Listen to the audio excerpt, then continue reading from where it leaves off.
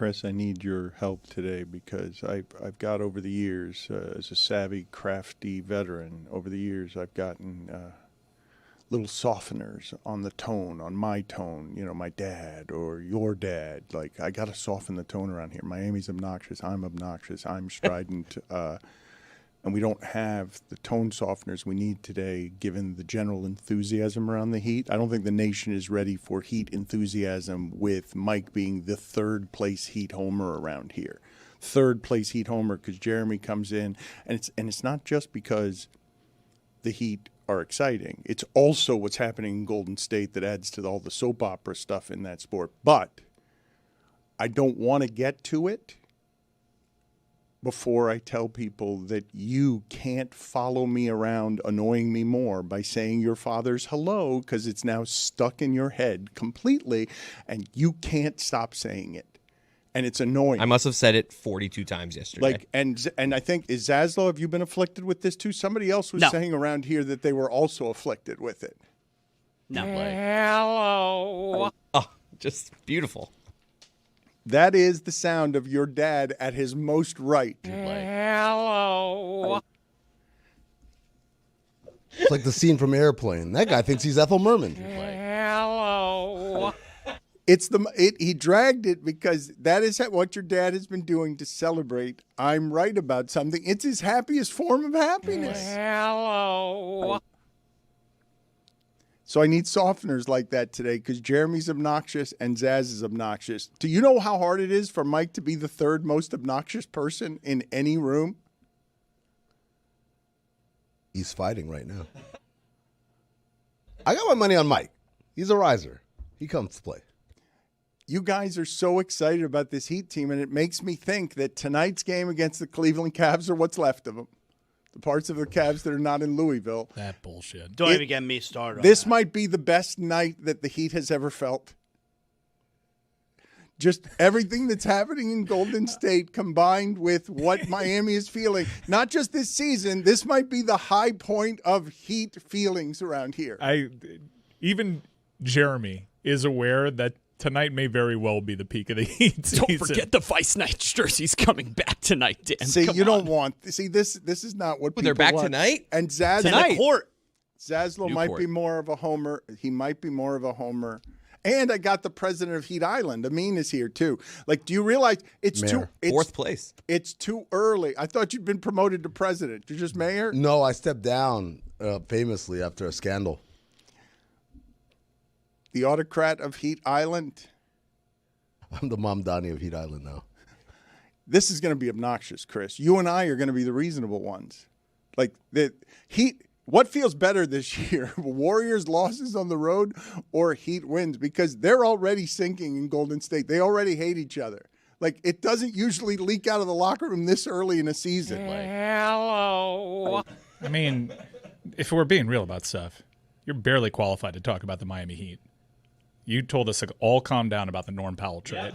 That's not true. No, you did. Yes, you yeah, did. you Yes, said you like did. you wanted the franchise to do something, and Norm Powell is what satiates you. That's what you said. That's what you said. You said it like that, too. Should have listened to Greg. He knew that was a good trade. Hello.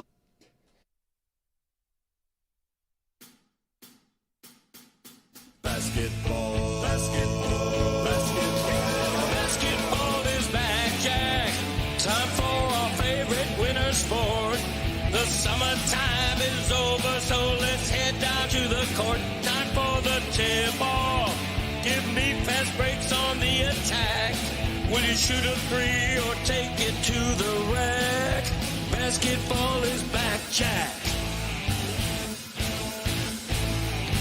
It's a dream shake down in the post, or a killer cross you love the most. When the offense tries to run and gun,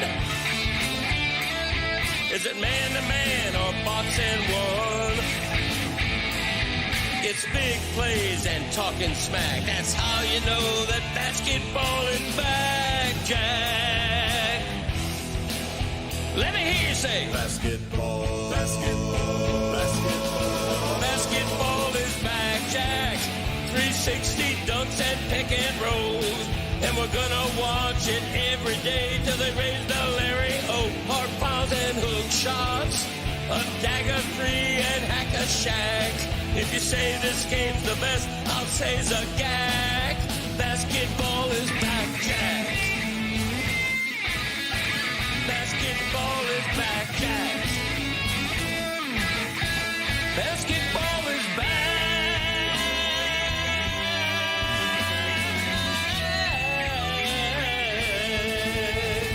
Basketball is back, Jack.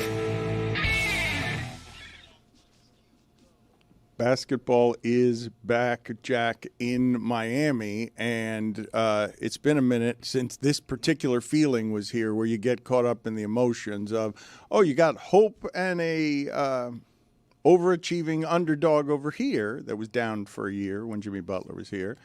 And then on the other side of the country, you've got the Golden State Warriors, and it's early for those whimpers to be coming out of a champion locker room when Jimmy Butler and Draymond Green are in that locker room. And what you just saw happen last night, as if you didn't see it with the championship last year, is holy shit.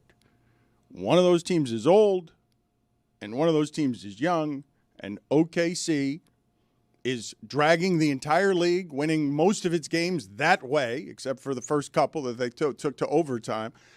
And Golden State, I don't think they got old fast, but that's what old looks like, and that is a feisty, stubborn champion. So let's just get to some of this sound, okay? Let's get first to Jimmy Butler sound. This is awfully early in the season for any of this to already be happening. So here's Jimmy Butler after that game. Good luck with all of this, Golden State. Honestly, I just think that the fight's not always there. You know, if we're not making shots, give us an out to not guard, whatever reason that may be. We got to fight no matter what. And, you know, I think most of that fighting I'm talking about is on the defensive end. You're not getting stops, and you're just not playing hard. You're just not doing what it really takes to win. How do you get that fight back? I don't know. We're gonna have to figure it out. The loud ambient hum of all the data centers they're building in that state.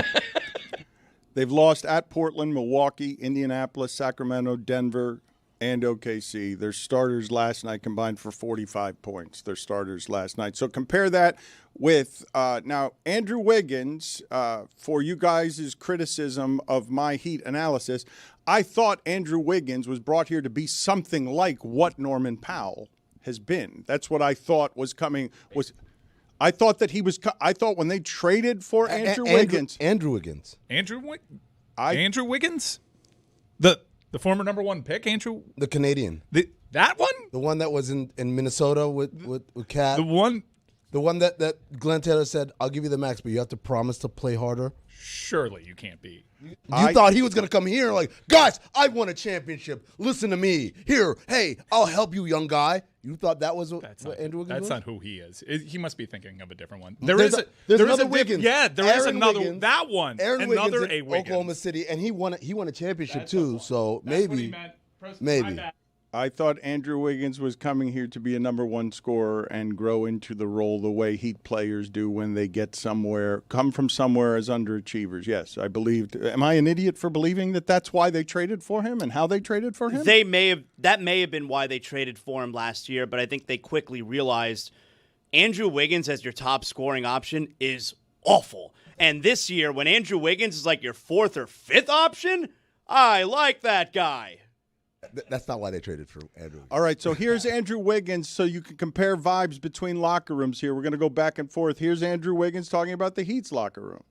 You know, even though having some guys out, you know, we're still able to do what we're doing because of the system we're in, and the guys are all just stepping up and, you know, doing it all collectively. You know, the coaches are doing a great job getting us in position to, you know, be successful, and all the guys come in with that mentality that this is going to be a hard place to win. You know, Heat basketball, we're going to have to be physical. This is going to be a hard-fought game, the whole game. So we're already going to start with the culture talk again, right? Hard place to – right now it's an impossible place to win. Undefeated at home. That's an impossible place to win.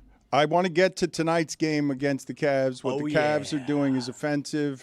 This part of basketball is offensive. They've got a home and home that's not even at their home. Second leg of home and home. And they're not playing their key players, and Donovan Mitchell's in Louisville last night, and all of that is just not great, that nobody's respecting the regular season that way. The Cavs know they're good. They know they're going to make the playoffs. This is as easy as you can make it. It's 4 days in Miami. You don't have to fly anywhere. You could just play 2 games in Miami. There's no reason for Donovan Mitchell to sit out this game when he's flying to Louisville. It's not a back-to-back.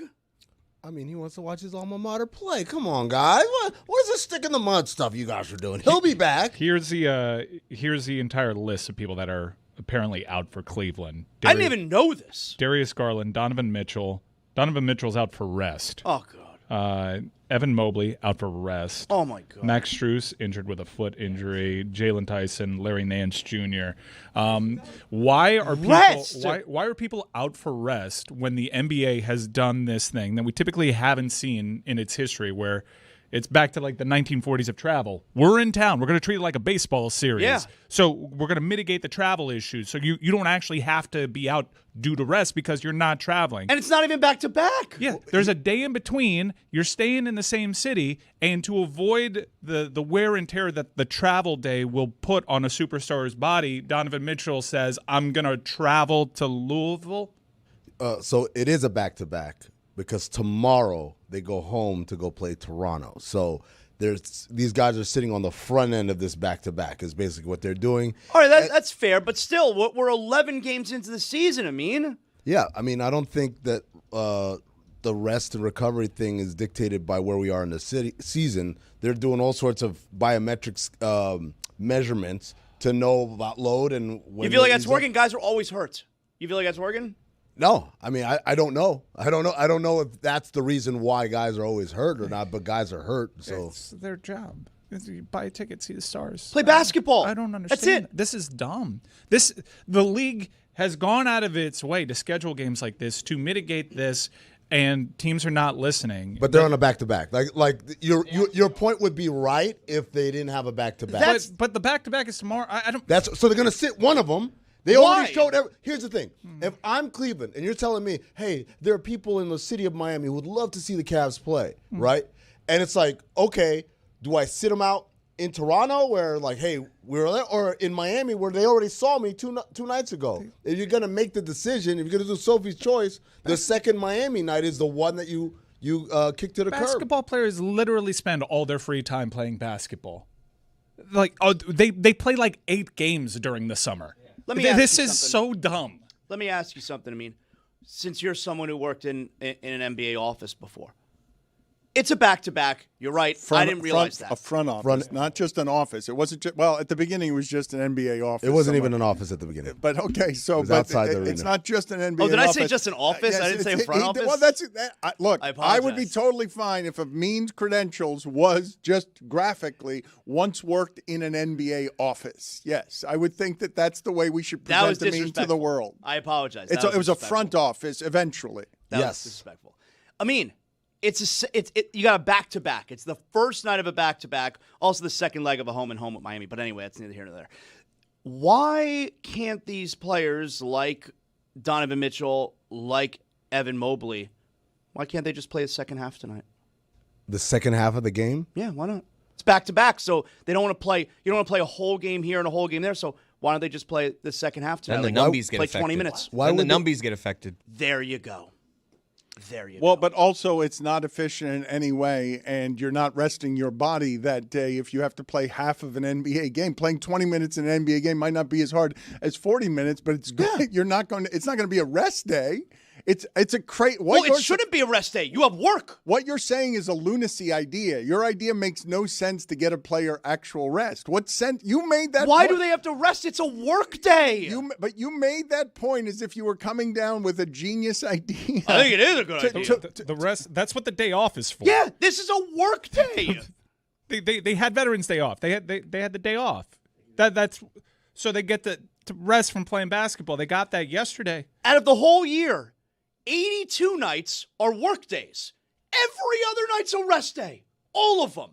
So I'm even giving you a situation where, you know what? Because you have 2 work days in a row, God forbid people work 2 work days in a row. Because you have 2 work days in a row, maybe you only play the second half of the game tonight, so you do a half a work day. Why the second half? Well, because you want to have your good players in the second half. Early release day. Yeah. He's doing half day. He's giving. But why the second half? You ever take a half a mental health day? Do the first half. Imagine if we had half a work day and we all had to show up at like 4 o'clock in the afternoon. That makes no sense. One star gets the first half, the other star gets the second half. Mobley, you sit out the second. Yeah. But Chris is right. Chris is right. That's why it doesn't happen. You are wrong. I'm very wrong. I'm innovative.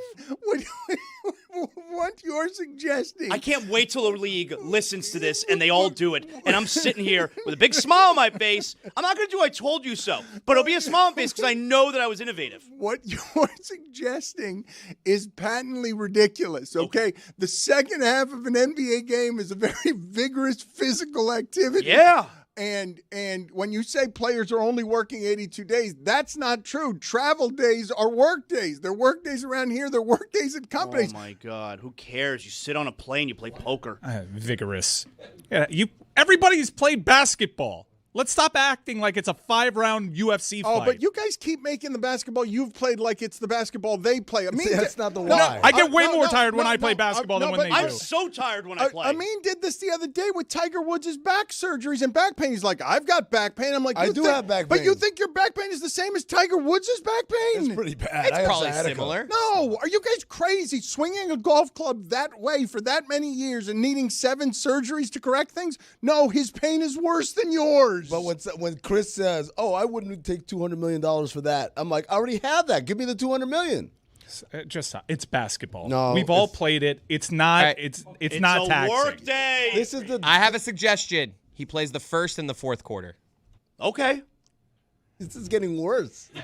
How are you guys getting worse at this? Guys, they don't show up at the gym with a bag of fast food. They're there for 3 hours beforehand to get their bodies right for that. His ankle taped. Wow. Guys, basketball is back, Jack. Let's talk about some more positive things. Like, did any of you guys hear Marv Albert do the soliloquy before the games yesterday? Oh, dude, Dan, it brought all the chills, but also made me incredibly sad because I could hear in Marvelous's voice, he's old now, and I wasn't ready for that. Like, he looks fine, by the way. He looks great.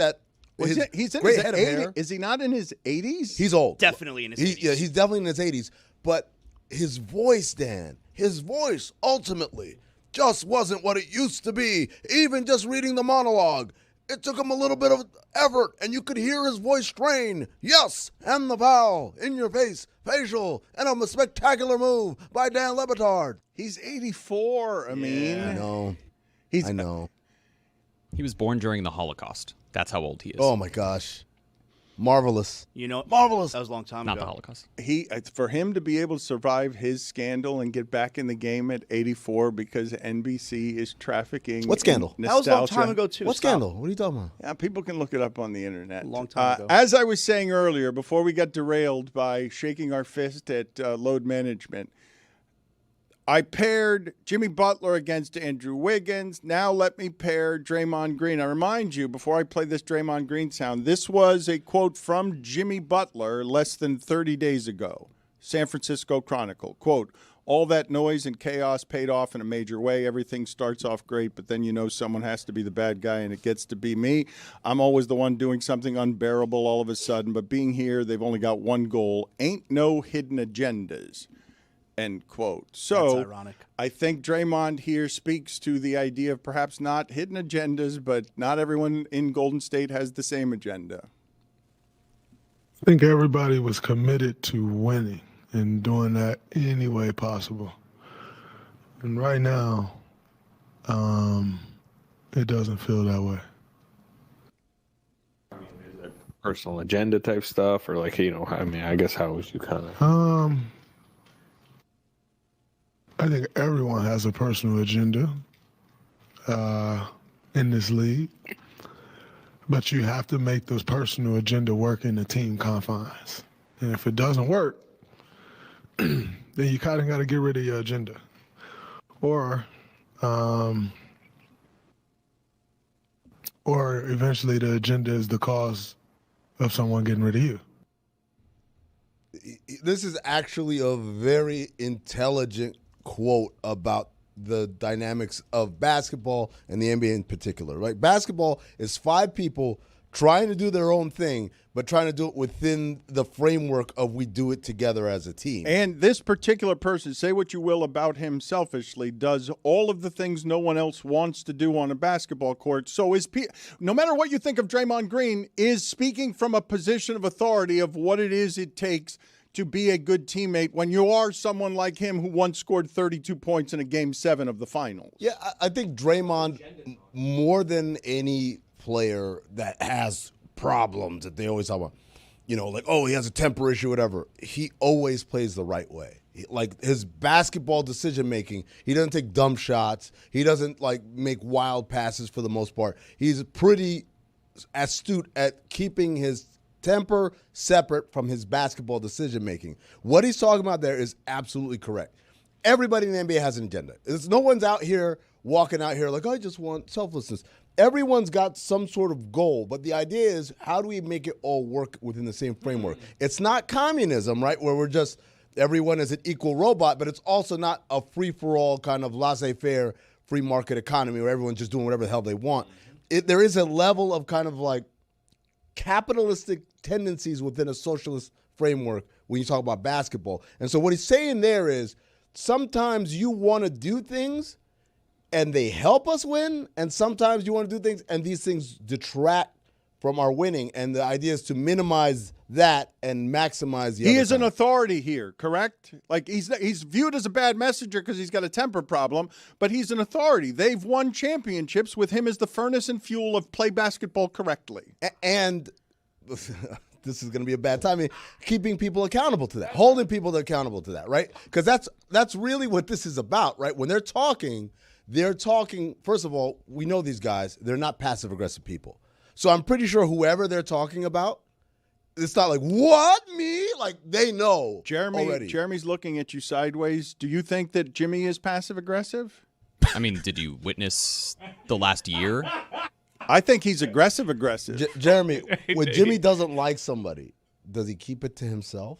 He doesn't keep it to himself, to them, so that's fair that he wouldn't be passive aggressive within the That's locker my room. point. But it's what the words are in front of the media certainly are to specifically influence things.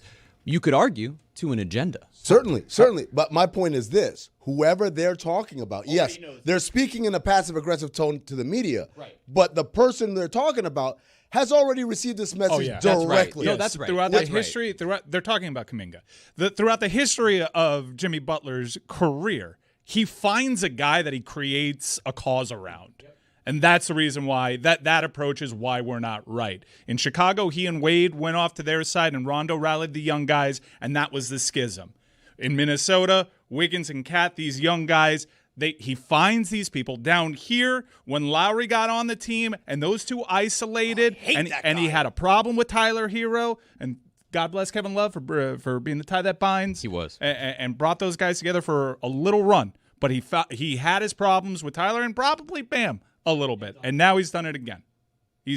Duncan was also in that crew. That's why he loved Max Strus. He was so effusive in his praise of Max Strus. He knew what he was doing. Let's turn the two white guys against one another. That's what he was doing. The thing about the white shooters, get them.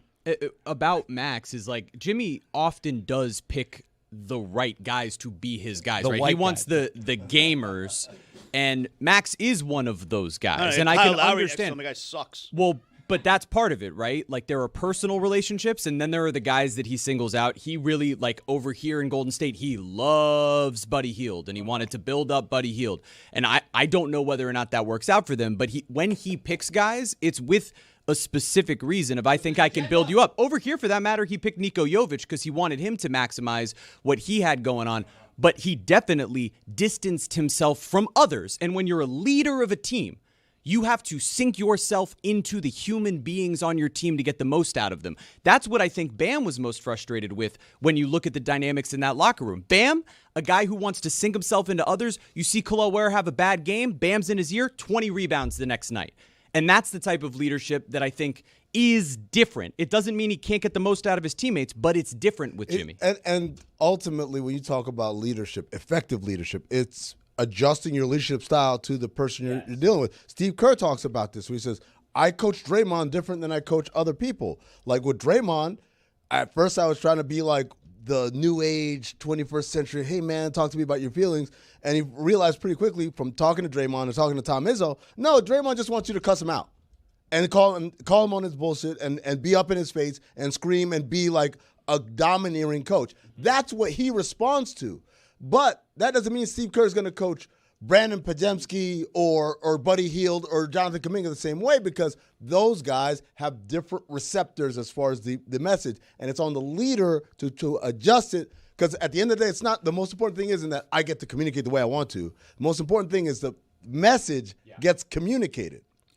The schisms you guys talk about, again and again, what has happened with Jimmy Butler, we really celebrated old school around here, and you realize there's a generation of difference between however it is that Jimmy Butler and Dwayne Wade were behaving in Chicago, or how Jimmy Butler interacted with younger people in Minnesota, or in the instance that we're talking about here where you're singling out Kuminga. It's a generation of difference in attitude. I will say, though, I think he's right in the people that he's identifying in terms of people that aren't necessarily doing the things necessary to help the team, even though his own actions, especially when they meet real adversity, kind of also work against the team's interests. Right. Like, so the idea is like, yes, he's never like misidentifying the guy who's not pulling their weight. But how do you get them to pull their weight?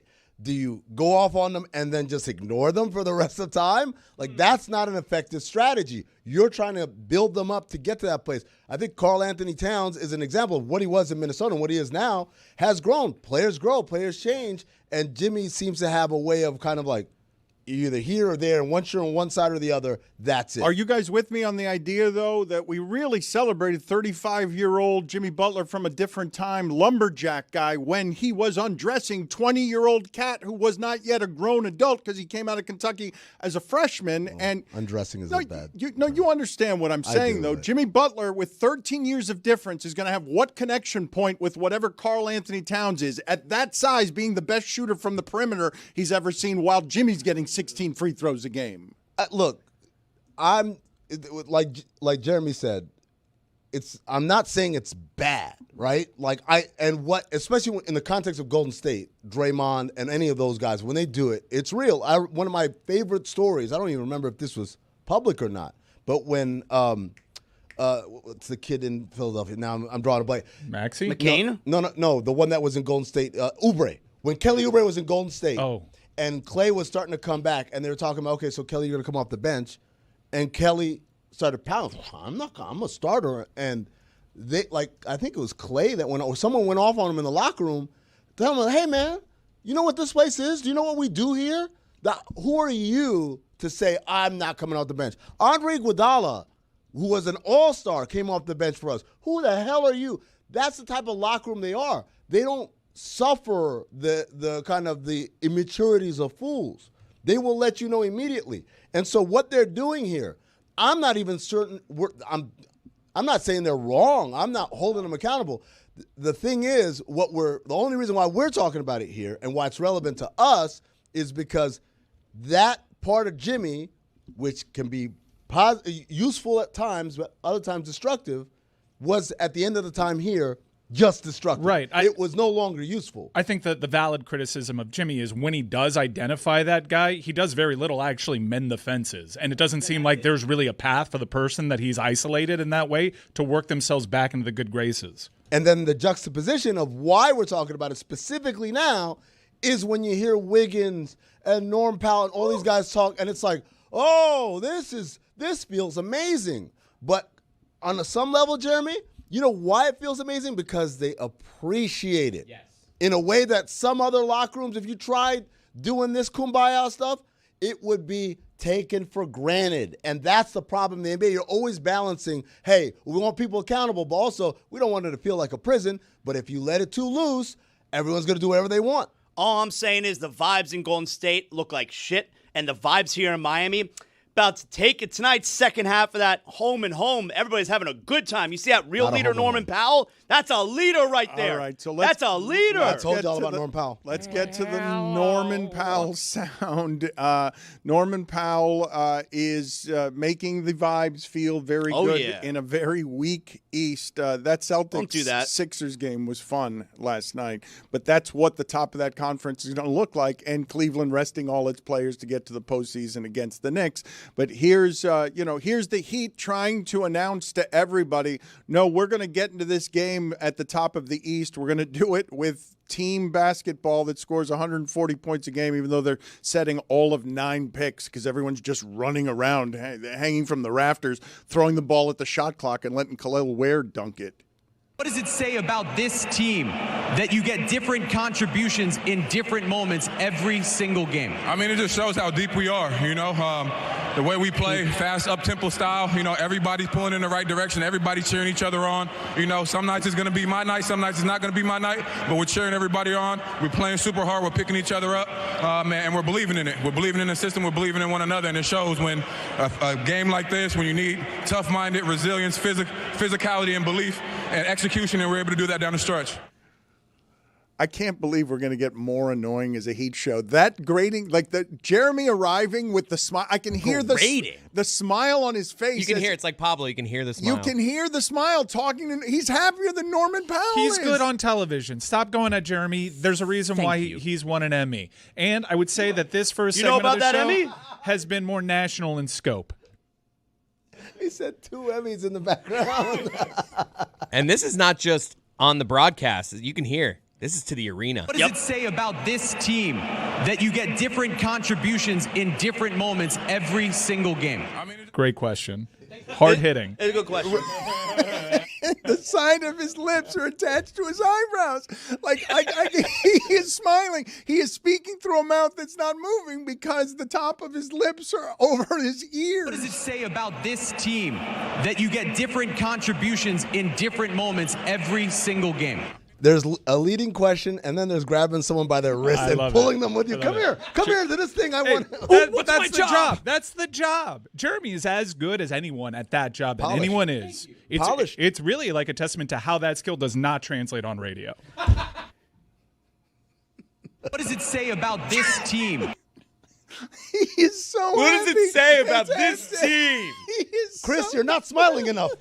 Happier, damn it, happier. News anchor. You have got such a future as Mario Lopez in every hotel I step Oh my God! into. Thank you. I hope so. That is the highest of the high praise. Put it on I the, would love to host a game show. Put it on the poll at Le Batard Show. Just deliver the games. Is it really a hotel experience if Mario Lopez isn't shilling you movies? What does it say about this team? On the television. Dan, real quick, you know what's going to happen? Like 5 years from now, he's actually going to have that job, and everyone's going to say, remember when Jeremy was on the Le Batard Show? Yeah, I hated him then, and now I miss him. He's awesome. Like we do it Whitty. Like Whittingham, exactly like Whittingham. You were genuinely moved. For those of you who do not know, that Amin is a grizzled veteran, no more grizzled than he is today, after many years of battering in the NBA offices. Worked in an NBA office. That weren't in the front, and then finally getting to a front office. I would imagine your love of basketball is so giant that you often get moved by little acts of teamwork that you see or an organization working well. But even I was surprised to see how excited you were, of all the excitable people here, about the Heat. Just watching Wiggins watch his shot at a buzzer dunk, which you hardly ever see in the sport, to make the vibes feel even better around Miami because they beat what is one of the best teams, if not the best team in the East, at the buzzer, playing that way, scoring 140 points. Why were you moved by this? I have not seen this video. I don't know. You know, it's weird, Dan. The things that resonate with me are so odd and varied. I don't even sense a pattern. It's just something wholesome about. Yeah, you could tell that it's real joy. It's real joy, but also a real fascination. Yeah. With let me see I don't even know what happened. He's legitimately interested. He's interested in what he's watching and kind of the vibe, and then watch Norm Powell at the end of this video. All right, walk me through that. Man, it was a hell of a play by the coaches. Crazy pass by Nico. Greatest Canadian of all time right here. Yeah. Oh my God. Let's go, Will. Shout out Quinny, man. Norman Powell loves to crash an interview. He's a vibes guy. So to the listening audience, basically it's Andrew Wiggins watching on the social media manager's phone the play that just happened. They're walking down the Championship Alley. Is that what it's called? But the arena has exploded. Andrew Wiggins is coming off of what will be one of the greatest feelings of his life to make that shot at the buzzer. Yes, and so he's watching it. Jaquez is coming in saying, "Oh, greatest Canadian of all time," and then you hear Norm Powell literally kind of just crash the interview, jump up on him. It's such a great moment of joy, and also like a reflection of what just happened. Whereas usually, Dan, when you ask guys, it's a very dead kind of answer of like, yeah, well, Coach drew up a great play, and Mitchell set a great back screen, and I just tried to make a play at the rim. Instead, it's like, no, this is acknowledging, oh, that was cool, and his teammates are all happy for him. The league MVP is Canadian. And? Well, he called him the greatest Canadian ever. The best player in the league is Canadian. It's not Andrew Wiggins. It's not Andrew Wiggins. He's right about that. But that's His why nickname he brought him in. is Maple Jordan. So it's a bad nickname. The idea that feeling, right? I don't imagine there are many like it, and I wanted to get a means analysis on this because I was confused even as Jeremy was talking about it yesterday. It couldn't have been that the Cavs assistant coaches didn't know what they were doing at the end of that game. It seemed like no, it. but I'm asking Amin from somebody who understands how much work goes into winning these little games in the tiniest of margins. There are very few things that coaches have control over once they're all control freaks, and there's very little control you have once the basketball is out there because things happen, okay? These control freaks know that they control very little, but the time they most control it is out of a timeout, right out of a timeout, defensively, 0.4 of a second. This is, to me, the easiest of things. Like, you can't botch it like that. It looked like the assistants didn't know what they were doing with Kenny Atkinson ejected. It can't be that, right? I'm not going to put it on the coaching staff at all because this is not a young team. This is not a juvenile team. These guys are vets. They've played in playoffs. They played in a playoff series. They've been deep in the playoffs. There are certain things that happen on that play that are NBA cardinal truths. I don't need to tell you. You're in the NBA. You've been here long enough. You should know. Number one, short clock situations. We switch everything. We switch everything. We switch everything. It doesn't matter. Oh, it wasn't that much of a screen. Doesn't matter. Switch everything. Number two, time and score. A two-pointer beats you. A three-pointer beats you as well, but a two-pointer beats you. So we don't want to give up the easy thing, right? Which is what? At the rim. So when you get hit with that back screen, number one, you didn't switch. Number two, you didn't dip. Was it almost a moving pick? Oh, it was an awful pick. Like, that's what I was Davion Mitchell. I've seen that called before. I've seen that called before. Not in that spot. He slid tackled. He looked like a soccer player out there. No, it was an awful pick. Didn't they call that in like the women's championship, right? So that's one, they don't switch. Two, no one dips to protect the rim. But then number three, and this one, Evan Mobley, you're the defensive player of the year. KYP is an NBA saying. It stands for Know Your Personnel, right? You're guarding Jaime Jaquez, a career 31% three-point shooter who's shooting 27% from three this season. There's 0.4 seconds left. And by the way, not the quickest release in the world. Who cares? I hope they pass it to him.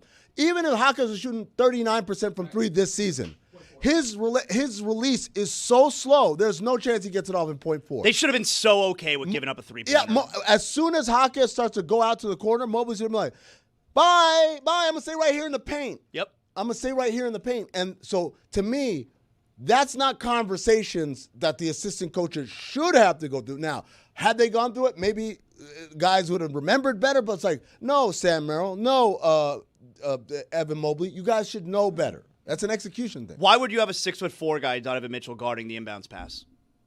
How does that help? You're playing 4 and 5 there. I mean, look, you know what's funny? I always think about why don't they ever put the biggest guy, or you talk about turn his back and just play, because you don't want a clean look. You don't want a clean look, but also but a 6'4" guy's a clean look. There's no such. I mean, look, I honestly do not think that in that situation there is any chance that anyone can physically get a good shot off in 0.4 of a second.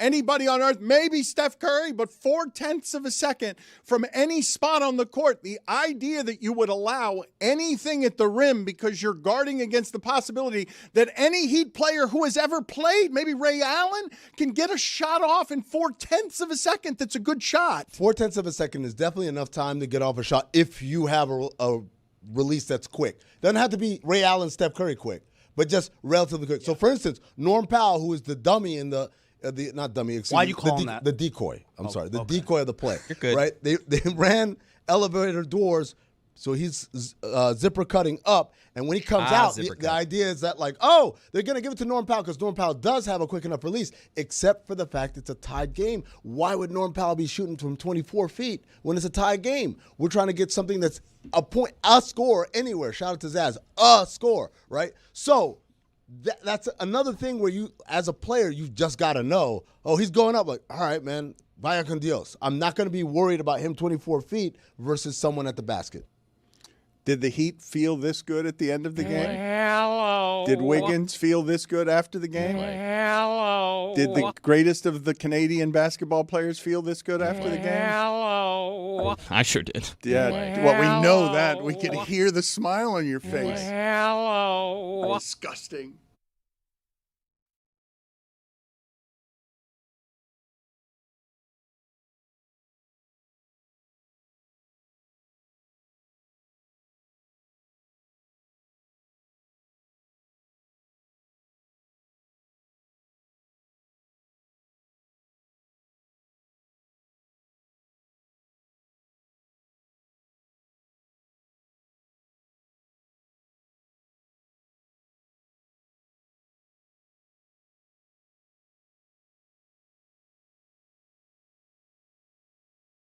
The knuckleball is dead.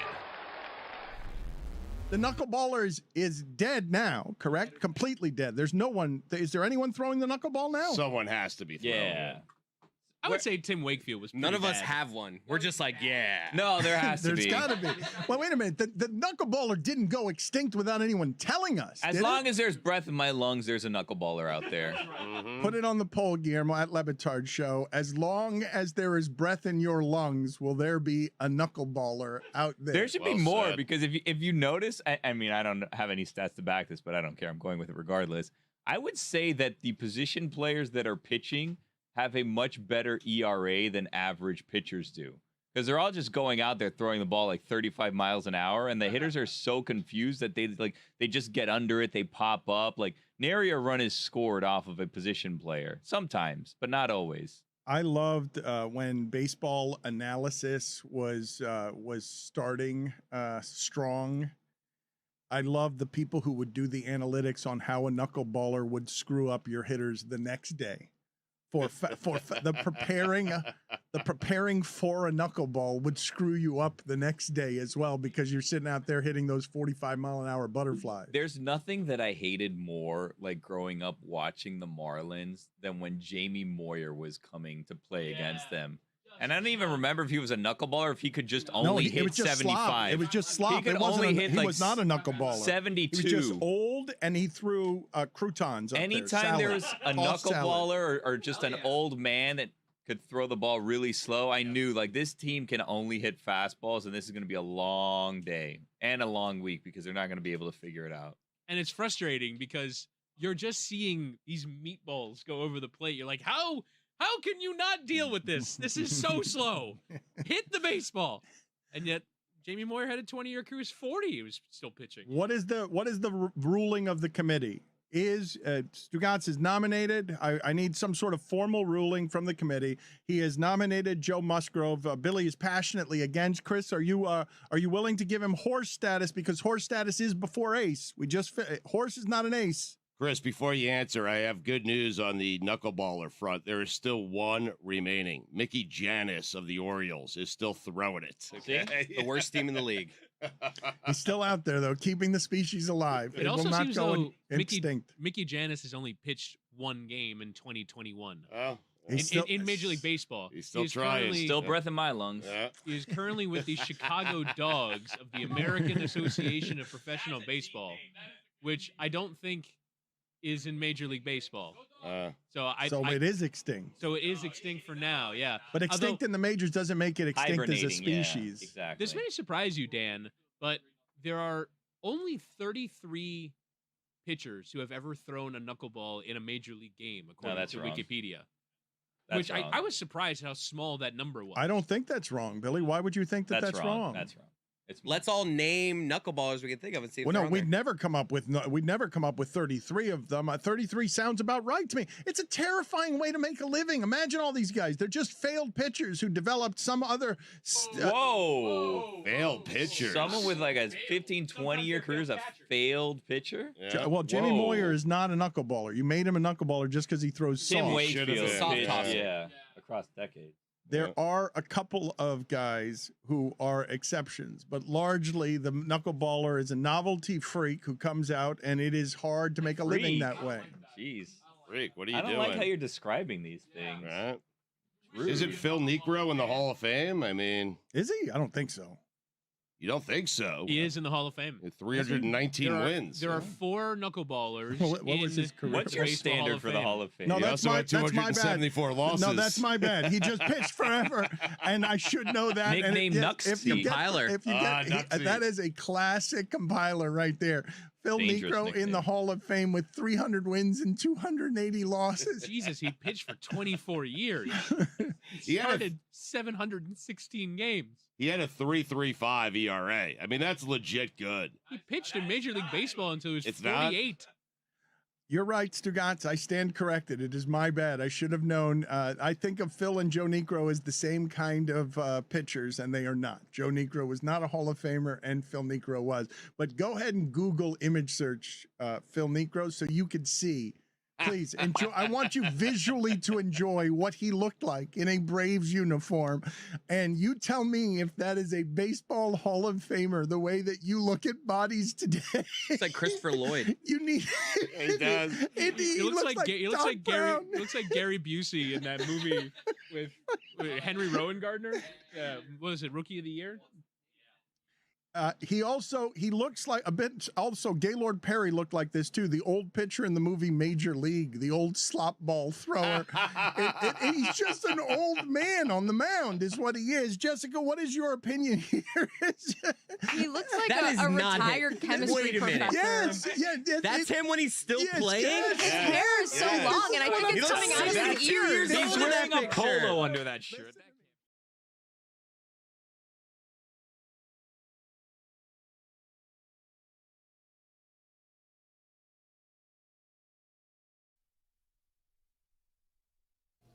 This episode of the Dan Le Batard Show is presented by DraftKings. DraftKings, the crown is yours. You delivered that with excellent enthusiasm. Zaz, of course, is a professional, has been a professional for a long time, but he just did something that made me a little bit sad. There was just sadness that swept over me. I don't know if you know what it is that you did, but Chris Cody asked you to go get that read, and you got out of the chair. Oh, no. Yes, with a groan, and then just sort of marched over to the read in a way that made me sad about 20 years of radio. It was a grunt. No, you got up with a groan and you trudged over there to do it. And normally that kind of age is something I only get around here from Greg Cody. Hello. And I've noticed, he's walking with a cane, he's coughing, so there's some mortality here that's happening to our show. And I was just talking to Carl about this the other day because I'm like, Stugotz is working on his thing, and where's Stugotz? Cody comes in one day, and he's like, after 21 years, Carl says, there's going to be some wear and tear on the vehicle. And so seeing Zaz, one of the newcomers, one of the youngsters, get up with a groan to do the live read made me sad, and you didn't even know you were being watched. That's what happens when you buy a used car, Dan. Excuse me, certified pre-owned. So one of our new personalities, Chris Cody, who has learned a lot at Meadowlark Media and has been growing as an executive producer, has produced very few things, that are magical. But Big Mac's take of the day. Oh, that's my dog, Big Mac. Yeah, Big Mac is, I don't even know, what would his job be? Because he's a very affable man who greets us every single morning with Dolphin takes. And he's happier now because Chris Greer has been let go. And he generally just gives off a lot of happiness. But the Dolphins have made him miserable for a long time. And so how would I describe Big Mac's job here at the Elser, the luxury Elser? What is that job? We have a parking garage downstairs, and he's kind of the guy who lets people in. All right, you can go through. No, you don't stop. I think he's like security. No, for the but valet. no. So he's not the GM? This is a big job. He's parking czar. He keeps. That's a huge job of like, you're allowed in here. Okay, you're shut. What time's your delivery? in a condo/hotel in downtown Miami. Dock master is what I'm being told Master, in my ear. yeah. Okay, so Big Mac is the dock master here, and I learned the other day that he's got a twin brother. He's got a twin brother, and I met both of them. But so he's got his takes of the day. Are we all getting the same takes? Because he greets us all. It's his way of saying hello is to tell us what's going on with the Dolphins. He must tell all of us, because this one in particular that we're about to play, the morning of Monday when we came in after that big Dolphins-Bills game, everyone was like, did you hear Mac's take? Like, I think he just gives it to everyone as they walk by. But it's the same take? Not always, but this one, he wanted to get this message out. He has a theory on why the Dolphins beat the Bills. All right, this is one of the finest things that Chris Cody has ever produced. Big Mac's take of the day.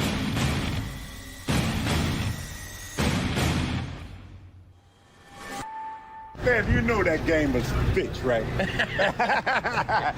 I saw it. I saw how Dalvin Cook was acting. Yeah. I ain't never seen him fumble no ball. And then I saw how the quarterback was. Oh, he was acting all fatigued like it was 90 degrees. He looked weird the whole game. You already know.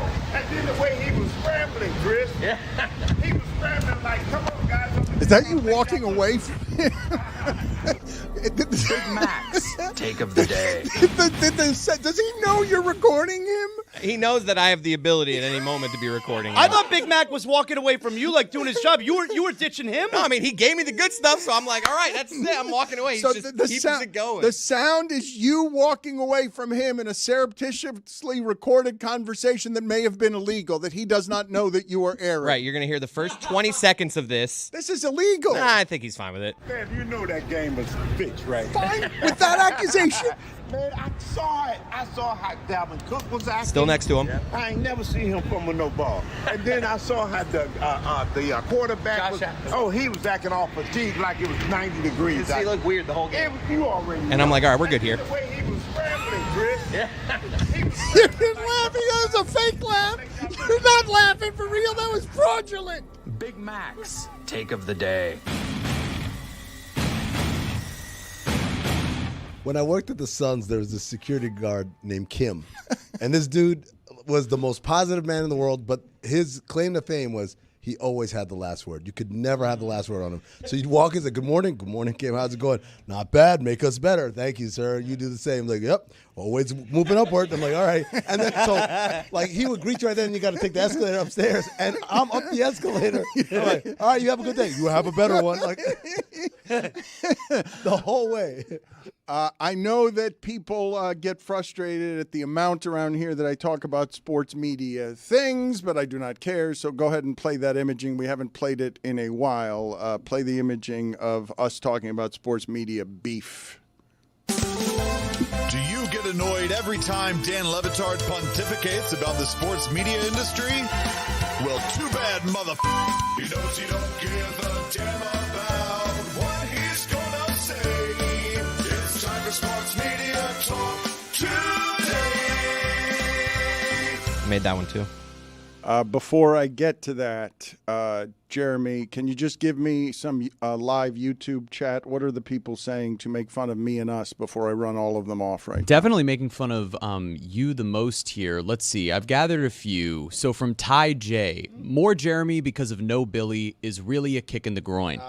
From Wineo, Jeremy embracing togetherness. Who would have thought, ... Cupcake. From Krautcat, Jeremy is a lucky J who knows all the right people. Shocker, with a lightning bolt emoji. Of What do you course, think he means by that? That's to signify the SS, of course. Crowd. And then from Dat, journalism. Jeremy is a saint and should be protected at all costs. Oh, that's nice. The Emmy in Jeremy is Everyone was so nice. What's a lucky J? Is it because your name is Jeremy? It's either Jeremy or journalist. Was it a maybe. big J?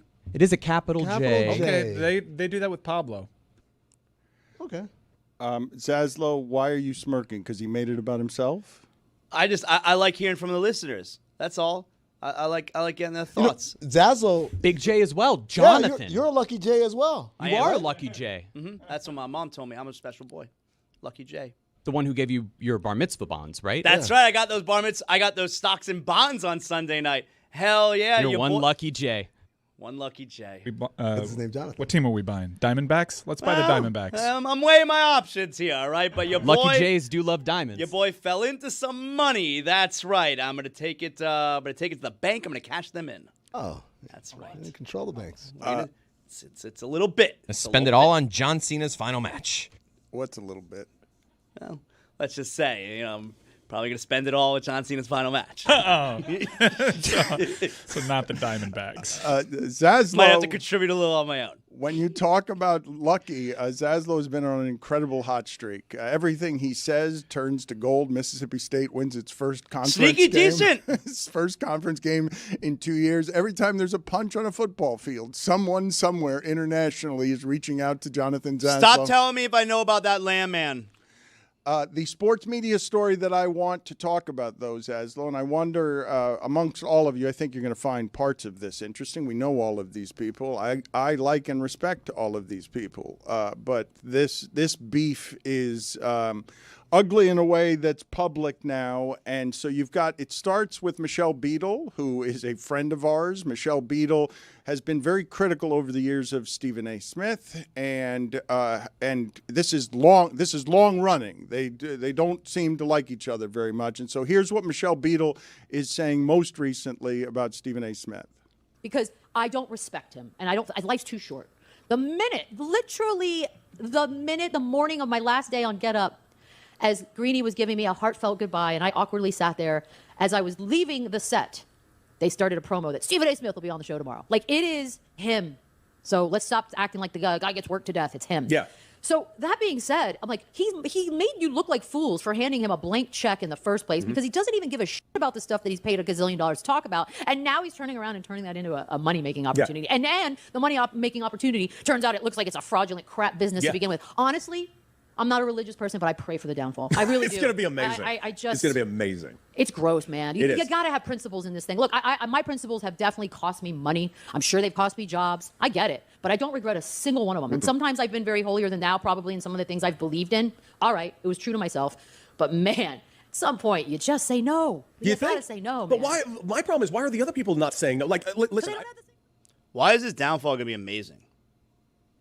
I don't know. It feels like a stupid opinion. Like, why is Stephen A's downfall going to be amazing? Oh, a lot of people are going to enjoy that downfall because a lot of people don't like the climb and don't like many of the things that Stephen A. Smith has done, including who he's been critical of, because this, of course, is going to become about race. And I want to have the larger conversation about everything happening around Stephen A. Smith politically, where he's being used as a very useful tool by the right, but also profiting with great results on all the conquering he wants to do, but bringing to his doorstep fights that are now much larger than the ones he was having when it was just sports, as he continues, because he's a conqueror, to gather audience and welcome all of these fights. But this one surprised even him, because Kerry Champion, after what Michelle Beadle said, this is what Kerry Champion said he should have done in response to Michelle Beadle.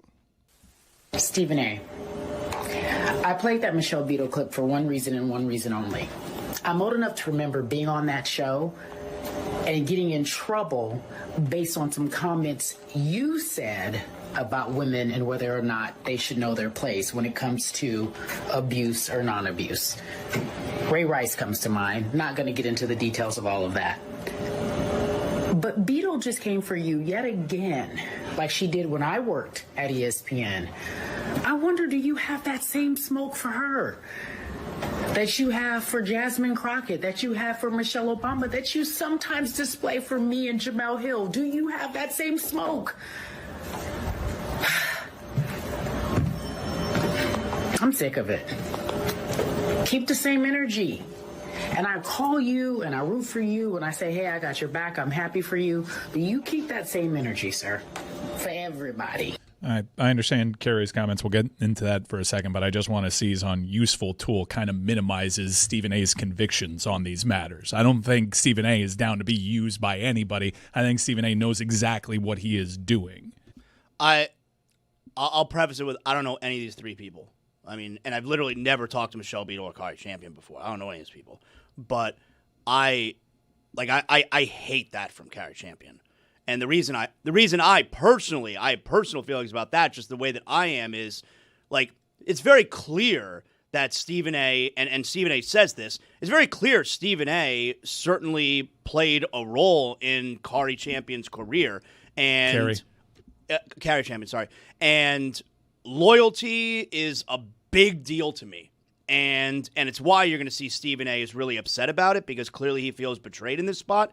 And I feel like if someone was really good to you and someone was a good friend, I don't know why you would do what Kari Champion did right there, where she's essentially saying, hey, you know, can speak down about Michelle Beadle the way you speak down about these other women. But, I mean, loyalty is a really big deal to me, and I think it's really lame what Kari Champion did there. Okay, so let's get to Stephen A's response here in a second. But just so that you know, I mean, this goes without saying. This is something that I would say to Stephen A. Smith and probably have, because he finds himself to great profit in the center of these race and politic wars.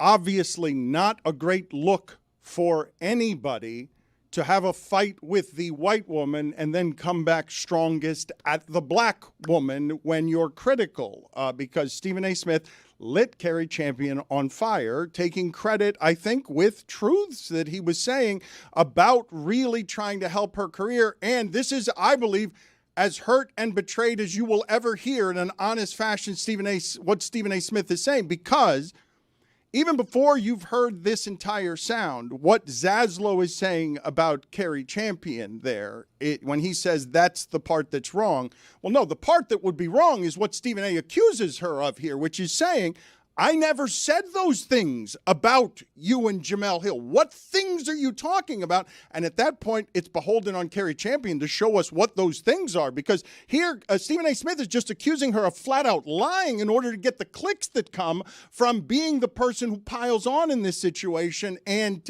takes out Stephen A. Smith, who's having all sorts of trouble with the black community because of the number of things that he's saying that are disparaging to the black community. You should be ashamed of yourself. You just said, Kerry, you called me, you root for me. Why would you root for somebody that called you out in Jamel Hill, who's your good friend? Because it's never happened. Never. I've shown you nothing but love. What are you talking about? You were hired at First Take in large part because of me. You stayed as long as you stayed and had the support of the people that supported you because of me. Do I need to get bosses to confirm that I'm telling the truth? You know I can. When we see the diverse people that come on First Take, black people, women, the list goes on and on. Who did that? That wasn't happening when Skip was there. That was me. What are you talking about? That's I guess the dirtiest part of that sound, but that's a shocked, hurt, and betrayed Stephen A. Smith. Like whatever it is that you might think about the character persona or wherever it is that he's a wrestling character who's made for television, that one hurts. And it's one of the things that sucks at being at the center of this war. I will also say to you, it's exactly what ESPN didn't want. And it's exactly what ESPN chose when they put Pat McAfee on and cowboy hats and no politics and flannel shirts. Like, it's a conscious decision, and we're going to interview Donald Trump because they didn't want these wars near the sports. And now that Stephen A's got more power to do this stuff in politics, he's not allowed to do that on ESPN. He's got 2 different deals now. One's a sports career, the biggest you've ever seen in sports, and one's a giant political career now that's got real possibility because he is in a really useful lane to use all of the sports stardom and media platform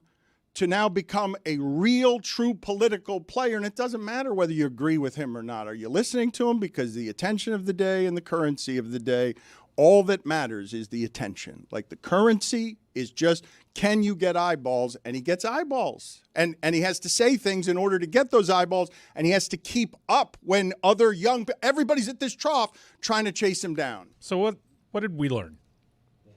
This is just so gratuitous. It just feels like high school gossip. I don't even know what our opinions are on this other than it's just ugly.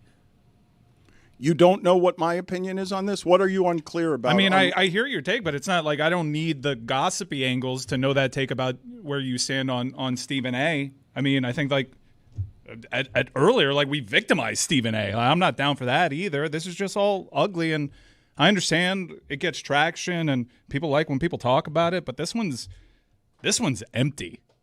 It is. And so this is where all of the sports media beef goes to die? Because this is... No, I think some of them have stuff, but this one doesn't. Like, it's just people that are willing to talk and air stuff out. Like, I don't even know what is at the heart of the beef between Carrie and Jamel. It's just mudslinging. No, Carrie feels that he's not speaking about white women the way that he speaks about black women. Yeah, but there seems to be more there that she alluded to and we didn't get to. Like, it's just none of my business. There is more there. Like, when she mentions Jasmine Crockett, like, Stephen A. said that she has rhetoric for the streets. Like, he called Ben Shapiro, like, a genius. Mm-hmm. Nick Fuentes, the guy who agrees with that guy from before who called me a big J, he ultimately said that Stephen A. is clearly red-pilled in embracing the right wing. Like, when Nick Fuentes is saying he believes you're coming to his side, maybe your rhetoric is what's sparking some of these things with Carrie Champion. He had to apologize, or decided to apologize, for what he said regarding Jasmine Crockett. But there are examples what feel like weekly where I'm looking at Stephen A. and going, man, I'm pretty surprised he's on that side of this conversation, and at this point, it's no longer surprising. Yeah, it's just where he is. I'm not getting surprised by Stephen A. So it is what it is. But that's the beef. I don't even think it's personal. I think that there is an element of like, man, this is almost the final straw. I don't think that this is. Well, the she beginning. said she's tired of it. That was the final straw, I guess. But you guys don't find interesting when you step back and just look at let's make it the last 10 years in sports, and let's make it Colin Kaepernick was too hot for the league. All of that is blackballed. And just make it everything that's happened, the entire timeline, pandemic and everything else. Football getting in bed with every single corporate partner and growing as, taking racism, out of the end zones where they were stenciling it. Patrick Mahomes says something. Roger Goodell says, I was so wrong. And you still see that it's Portnoy and Kraft's box. And you see what's happened with the move of what happened with Joe Rogan influencing young bros has now happened, over here in sports. But I want to talk about all of it. But I don't want to talk about all of it because it becomes like the same conversation we've always had. Like, it moved because progressives are much better at taking it on the chin, because the right is actually effective when it comes to cancel culture. Like, you see what they do to major corporations. They kowtowed to a right base because they're the ones that actually get up in arms when it comes to cancel culture. Progressives have had to take it on the chin for 12 years. And if you want to use empty tweets as an example for snowflakedom and all of this actually moving a conversation, it's all BS. It's all BS. I'm a huge sports fan. Donald Trump has been inescapable when it comes to sports. The divide of keeping sports and politics, that lament that came from the right, it's all BS. They just wanted to keep away politics that disagreed with their personal But how do you not find interesting the obvious shift of that over the last 10 years? That's not something that you find interesting? There was a societal shift. And I think it's at the heart of it, it's money. Because the right is far more effective at actually canceling people. I mean, the right's in leadership, right? the people who are comfortable bringing Donald Trump onto McAfee's show and having him be like, hey, look, it's Veterans Day. He's the commander-in-chief. But, I mean, let's be real. The guy's really funny. Like, that type of stuff happening on ESPN is because the people who are in power at Disney and everywhere else, like, that's who they want in power, right? And white men continue to seek and have that power. And it's just it's all laid out right in front of us. It has sports media is sort of a result of where everything has gone. It's a microcosm of what we've seen generally in society as we've shifted this way. Yo, what does it mean? Hey, Taylor, that's where you've been this whole time. What's up, man? I literally thought he had left the room. I was wondering because I hadn't seen. I'd forgotten. It was so long ago that he dipped down under his computer. Did he take my elevator? He didn't. It was much slower than that. At first I thought he was looking for something, intently looking for research in a way I've never seen him try to prepare. But then I thought he was rummaging around in like a suitcase or something because he flew in this morning. I thought he was under the desk, and then I completely forgot about him. And then because Mike Ryan is telling me, poking me in the ear with get off of this subject, I thought Amin had just left the room to go to the bathroom because he's been lately incontinent. Or the opposite of incontinent, I guess. I mean, would you like to rejoin us? Not really? Stugotz, you're here too? Wow! Tony's top 5 is somewhere out in the wilderness. Before I get to Tony, though, let me get to the useless sound of the day. I want to get to this because I feel like every week we're getting to it later and later. We only have it on Wednesday. I'd love to have this on Monday or Tuesday. Regardless, old football sound that's useless is still tasting fresh.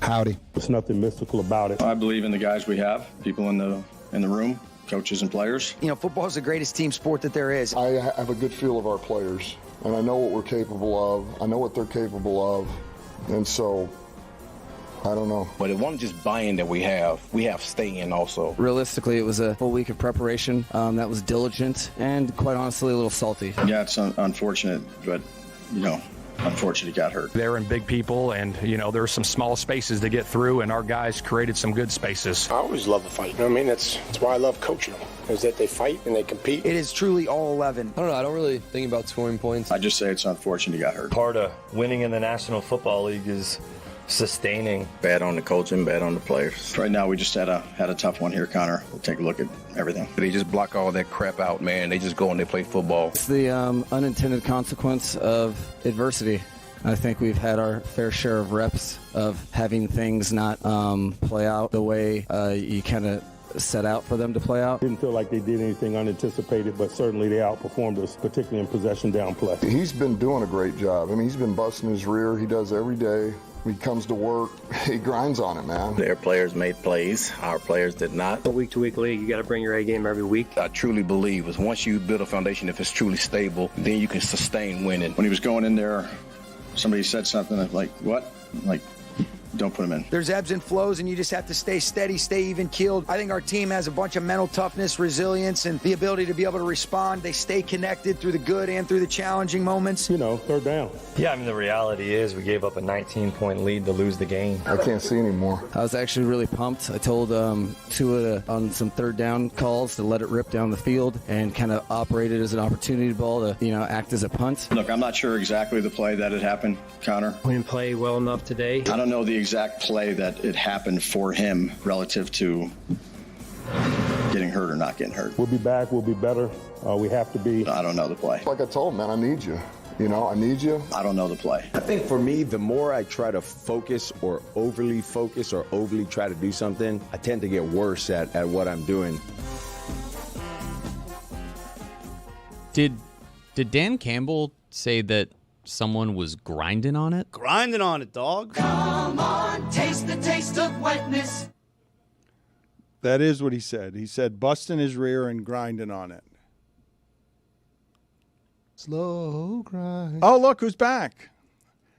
Tony, I don't know where he was. I saw a screen on preview that looked like an area of Miami that I've often seen gallina. I've seen roosters in that particular area, which Doesn't seem like an area where roosters should be. But where are you joining us from? You're under a highway, Tony. Dan, yes, thank you so much. I am at the foot right now of the I-95, right next to Jose Marti Park. And Dan, you may remember, movie watchers may remember this scene, this place from Scarface, Revenga. Oh, wow. Underneath the I-95, Freedom Town, Dano, yes, the 1980 Mariel boat lift. All the Cubans, they sent literally right here. They had a huge town of tents, tent city right underneath the I-95, right here, and that's where I'm at, Dano. A very little-known part of Miami. That is hugely small movie trivia. 10 minutes of Scarface was filmed in Miami, and then the Cubans got mad and sent it to Los Angeles. What do you have? That kind of thing. It's not exactly a movie hallmark. No one goes to that place saying, I remember this scene from Scarface. This is not a tourism place. I mean, it's actually like a historic place, and the fact that you have to be like, it's the place from Scarface is kind of crazy. Revenga. Yes, thank you. Thank you, Amin. Thank you so much, Mike. Yes, Dan, it's a massively important piece of our history. Imagine how many people, 250,000 people got let out from Cuba, sent right here because we didn't have space for them. Okay, and it was just like, all right, you're going to live underneath the overpass. Is that okay? And we're just like, yeah, I guess it's better than communism, so sure, we'll live under the overpass. Also, a lot of people from insane asylums and jails because Fidel Castro sees on an opportunity to purge his country of people, and knowing that the U.S. would not turn anybody away. Like Tony Montana. Exactly right. And that's why they said, you know what? It's better than living in an insane asylum or in jail in Cuba. I'll live under the overpass. It's okay. So, Freedom Town, tent city right here, baby. Revenga. Dan, we're going to start in the OLI. I got a lot to say this week. All right? We're gonna rife through the OLI real quick. Number one, Bears are sneaky tough.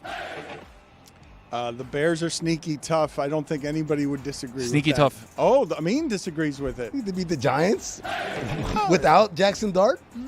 They overcame a 10-point deficit against the Giants at home. Who can do that except three other teams? They've won 2/3 of their games. They're 6-3. Not impressed. Let me jump in and remind the people, Tony's Top 5 is presented by Smirnoff, the official vodka sponsor of the National Football League. Smirnoff, please drink responsibly. The Smirnoff Company, New York, New York. Vodka, 40% alcohol by volume. How many other OLI you got, Tony? 4 more, but again, we're going to get through them real quick. Number 2, Davis Mills, gamer. Aha! Wait a minute. Somebody once told you, Davis Mills, there's something there. Amin has something to rival Tony's hello. Apparently not that quick. Cody's hello. Aha! That's very Eddie Murphy. Where's the spoon? Aha! There it is. Aha! Lucky Jay. All right.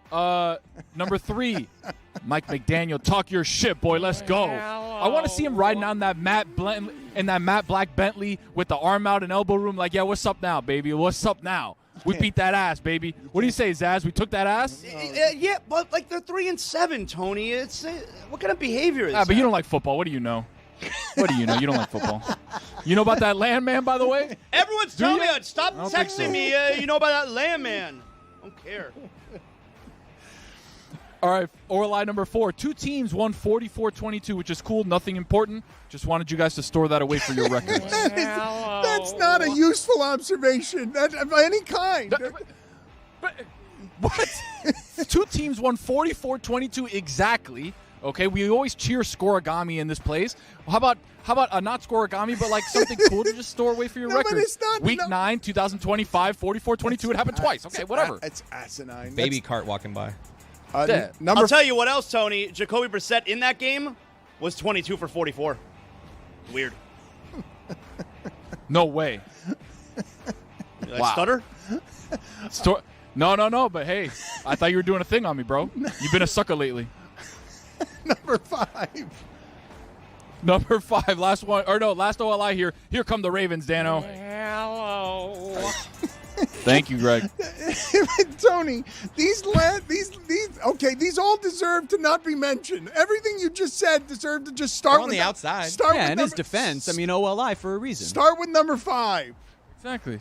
All right, number 5, Bo Nix. More like Bo Stinks. Hello. Get it down with the X. Stinks with the X at the end. Stinks. All right, put it on the poll at Le Batard Show. Does Bo Nix stinks with an X? Number 4. With an X, yeah. Number 4, Jonathan Taylor's on pace for 2,200 yards and 30 touchdowns. You know what that means, Dano? Are you going to put him in the MVP conversation?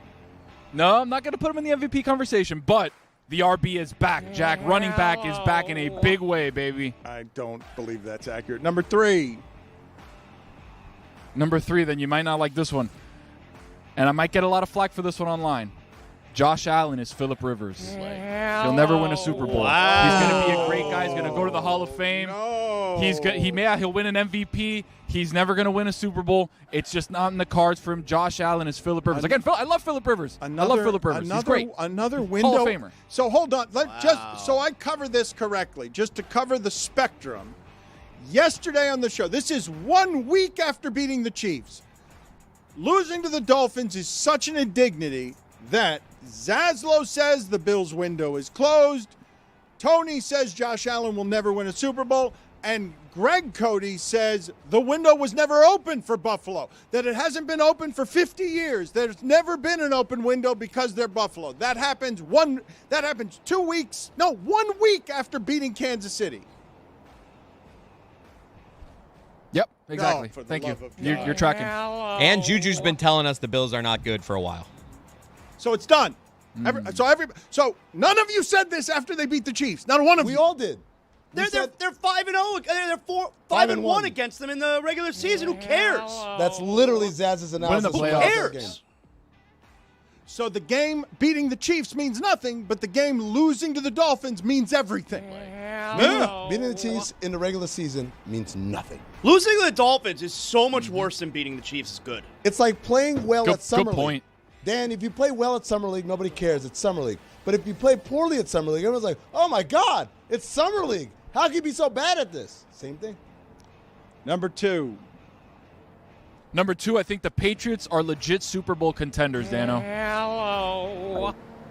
I think the Patriots are legit Super Bowl contenders. I think they could be a sneaky 1 seed in the AFC. And I think if things break their way, Drake May takes that next step within the step that he's already taken this season.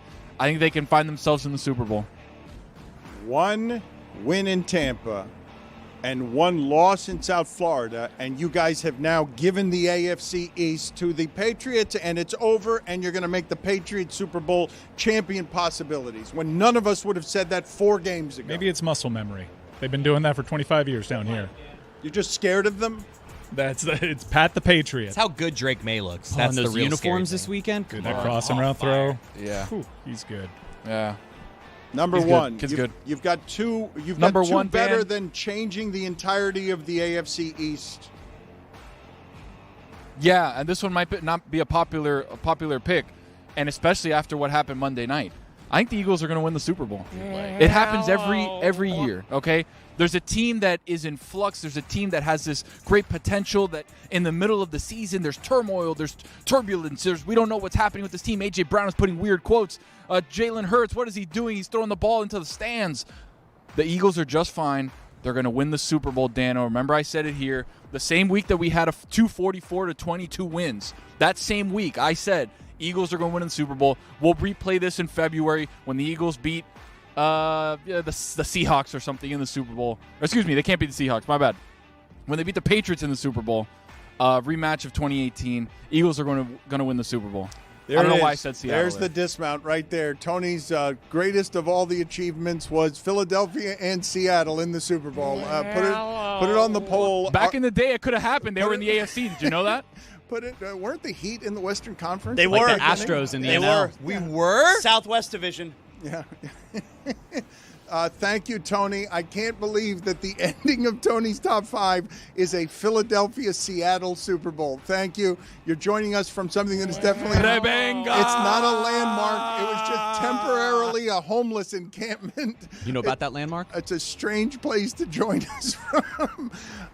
Thank you. I can't believe that Scarface has held up for 45 years so that Tony's joining us from a parking lot I actually recognize. organized. I'll bet that inaugural Western Conference Heat team wasn't taken off of back-to-back as a rest. Tell you what. No, it's because they sucked. You think Ron Rothstein would let that happen? You think Ron Rothstein was like, hey, you're going to rest tonight. You're going to rest. Another lucky J. Is that your limited fake, Ron Rothstein? Yeah. I'm going to tell him tonight. I'm going to see him tonight. I'm going to say, this is what Zazzle thinks. What kind of you Ron sound like. Rothstein Roll was it. that? That was not a good... You're going to rest tonight, and you need a rest. Ron Rothstein, the coach of the 15-win Heat. He's so tired. Is the guy that you want managing today's player. Zaz, Jeff Pearlman put a podcast episode out. I'm dying on to the talk to him. entire expansion I'm Heat. dying to talk to him. It's was going to be my good. favorite Zaslow Show It was 2.0 good. ever. I want him on my He calls show. the 1988 expansion team the greatest expansion team of all time. It's a great episode.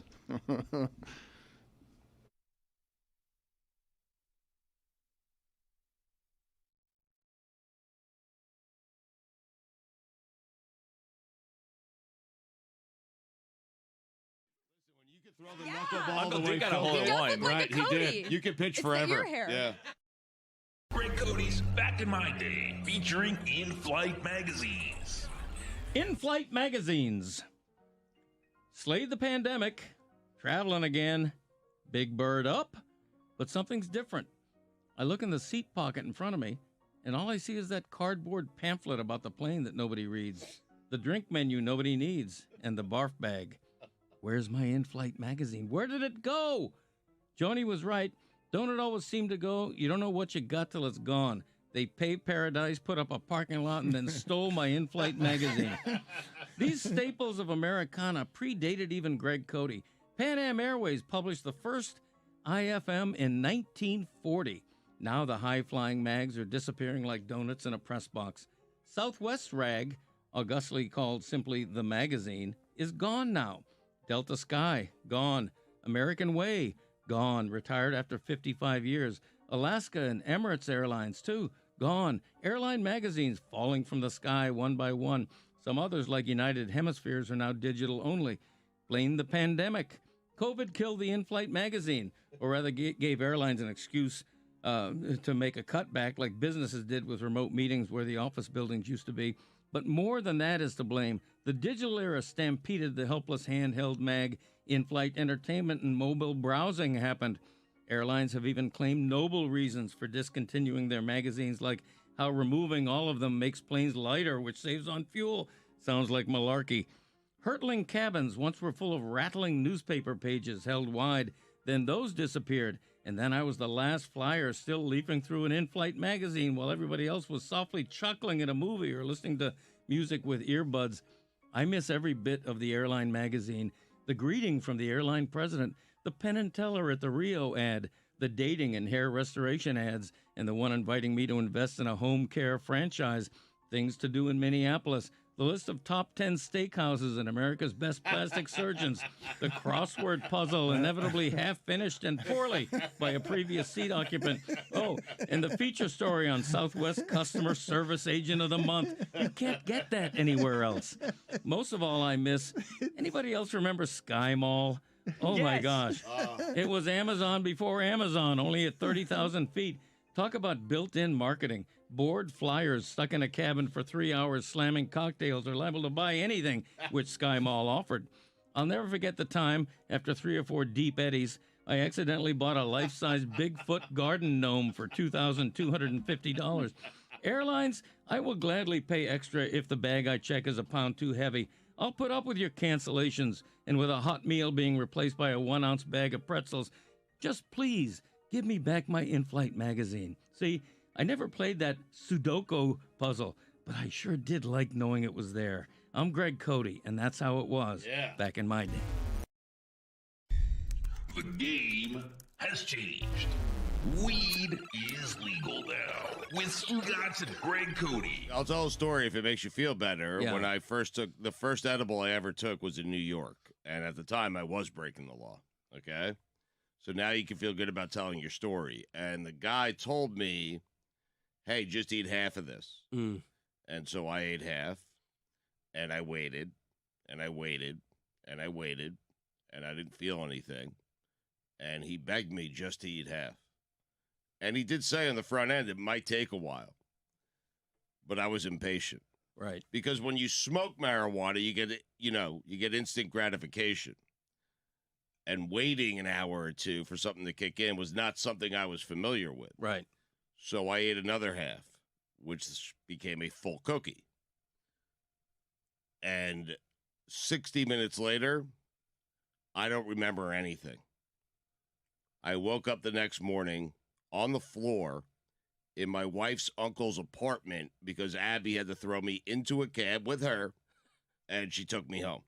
And I was curled up in the fetal position, and I don't remember a thing after the second half of that cookie. Wow. This was last Wednesday.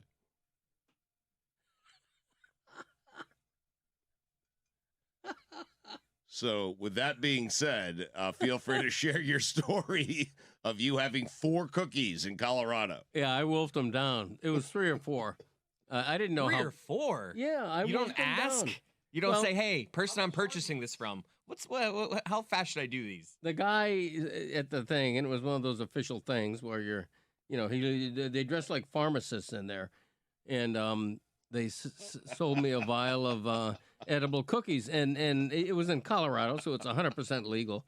And my wife and I are getting ready to go to dinner. We popped open the thing. She had a nibble of one, and I ate, I think, probably 2 or 3. And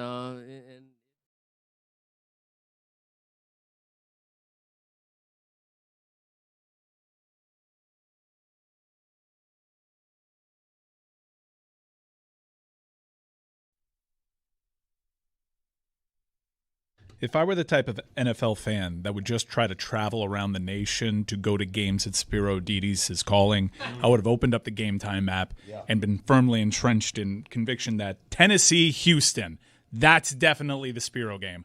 Did some research. It's on Fox. What are we doing? Come on. Can Fox rent Spiro for this game? Any hoodles, if you want to watch that game or any NFL game, why don't you take the guesswork out of buying NFL tickets with Game Time? Download the Game Time app, create an account, and use code DAN, that is D-A-N, for $20 off your first purchase. Terms apply. Swipe, tap, ticket, go. It's been fun basketball to watch, and last night's Philadelphia-Boston game was fun to watch. But before I get into some basketball topics with Amin here that I've been wanting to get to, the telephone number, if you want to contribute to the show with calls and with hot takes, is 305-486-GOTS. We have an old-fashioned answering machine where you could just whisper your funny, sweet nothings. If you think you could be funny as an anonymous person, 305-486-GOTS. I've got very little data so far to support that you can be funny as an anonymous person. The best call we've gotten here is as an impersonation of Steve from Sex and the City. Miranda? This segment has produced only that. Oh, no. Oh, no. Damn it. I had finally gotten it out of my head for a couple of weeks. No, Miranda? This segment gives us a lot of funny callers, man. These people are excellent, including my bartender at the American Airlines Lounge yesterday in Phoenix. Joseph, shout out to you, bro. He was one of them? He wants to be one of them. Oh, okay. He said he's working on his bit. He soft launched it with me. What did you just shout out? Shout out to the bartender, man. No, but you shout out a bartender who has nothing to do with this No, segment. because he's working on his bit. He soft launched the bit. I appreciate that. I said, it's good. I gave him some tweaks and stuff. We'll hear it for Should have maybe in the told last him couple name weeks. drop you. That would help his cause. The Boost Mobile Boldest Take is presented by Boost Mobile, the newest 5G network in the country. The Miami Dolphins should name their team the Miami Ass and change their logo to an ass. Not a nice ass, like an old man's ass. If all of mankind had to agree on one haircut, it would be the Billy Ray Cyrus. Dan's overuse of the word apocalyptic really ticks me off. My dog just took an apocalyptic deuce. I feel like everybody who grew up in middle America has an aunt that looks like Lions rookie right guard Tate Ratledge. Greg Cody faked his knee injury so he wouldn't have to walk to Seattle. There is no coach in college football that looks more like their team's mascot than Dan Lanning. Whenever the color commentator draws 2 yellow circles around the 2 deep safeties. I'm always hoping that they'll accidentally draw a penis. Do you ever notice how when you look at the words I'm sane, the M kind of looks like two little N's, so it still just looks like insane? So you have fingertips, but no toe tips. Yet you can tippy toe, but nobody tippy fingers. Is an orange called an orange because it's orange? Or is an orange called an orange because it's an orange? My dad says Jonathan Zaslow is a sucker.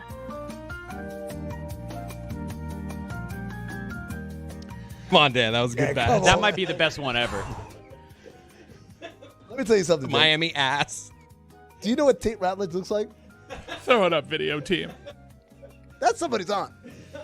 That's somebody's aunt right there with a mustache. Put it on the poll, please, at Le Batard Show. Should the Dolphins helmet logo be an old man's ass?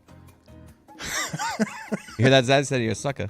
Yo, I'm trying to forget that, all right? The telephone number is 305-486-GOTS. I'm wondering, for all the people having opinions, okay, and I don't see this particular thing happen very often, where the internet rises up, social media, international fandom rises up and says, that move that was just made in sports is so shocking that I know the executive to be a fool. And then a few months later, the organization, after trading away Luka, says, you're right, that executive is to blame. He needs to be fired. This sports story compares to what in terms of the internet getting to be right and feeling like Greg Cody singing Ethel Merman songs because everybody was right. Oh, yeah, Dallas Mavericks, you didn't actually know what you were doing. Hello. Dan, I think Zach Harper said it best. Me and him did live radio on Sirius XM NBA radio yesterday. And he said, the irony is, on January 31st, 2025, if you polled NBA media, NBA personnel, NBA fans, how good of a job has Nico Harrison done as general manager of the Mavericks? Overwhelmingly, people say, this guy's done a great job. He's done a great job. He's really, he drafted Derek Lively. Great trades in the finals P.J. run. Washington and Daniel Gafford and and the Kyrie Irving trade, which was a little bit risque at the time, but totally paid off. Not a little bit. That wasn't a little bit risky at the time. That was a home run. Yeah, yes, a home run in terms of the amount of risk and the payoff. Yeah. It's the awesome thing. And it's like, yeah, this guy's done a great job. And 48 hours later, you're the worst general manager of all time. Dan, I used to do this thing where I explain to people what front office work really is. It's like, I say, look, anyone could say, yeah, I'll take LeBron. That's easy. It's a no-brainer. Real front office work is all the minutia and the details and finding these weird players and pieces from all over the world. Front office work isn't Duke versus North Carolina. It's Iona versus Marist. Front office work finding Davion Mitchell. Right, it's stuff like that, right? That's what I always just say, that's front office work. And now Nico ruined that completely because apparently the no-brainer stuff is pretty important too. It's just ridiculous. Dan, dare I say it, it's on the Mount Rushmore of worst transactions in NBA history. We can have said that when it happened, correct? Yes, you're absolutely right. So one of the things that is pretty shocking is sometimes things in hindsight are bad. So I'll give you a great example. The Clippers trading all that stuff for Paul George in order to sign Kawhi Leonard. At the time, we were like, steep price, but wow, what a gutsy move. Wow, they've really moved their names into the echelons of championship contention, right? And now we look back like, oh my God, they're still paying off the picks and the guy that they traded is the MVP and the finals MVP and all that. I mean, in hindsight right now, essentially the Clippers trading Norman Powell for Bradley Beal and John Collins. Bad move. Bad move, right? But the reality is, Luka Doncic, the moment it happened, Dan, it was so outrageous that people literally were texting and calling Shams saying, yo, you got hacked. Think about how outrageous it has to be. For not even people to say, oh, this is NBA Centel.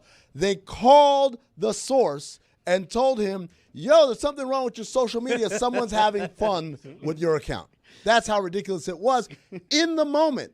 Dan, I went to All-Star Weekend, and I had presidents of basketball operations and GMs come up to me and say, what are they doing? Not on a, oh, I can't believe they do. What are they doing? But like serious curiosity. No, tell me, because as a front office person, your usual inclination is if something happened that is unexplainable on the surface, that means there's some shit happening behind closed doors that nobody knows about. And so clearly there must be something more to the story. 9 months later, Dan, we realized there was nothing more to the story. Yep. He just thought that was a good deal. Yep. But that's not new, the thing that I'm sort of blown back by on the mushroom cloud of this is it happens, it's seismic. We all back away from it dumbfounded. Everyone has the same opinion. There are no dissenters on a sports opinion. This is something you do not do.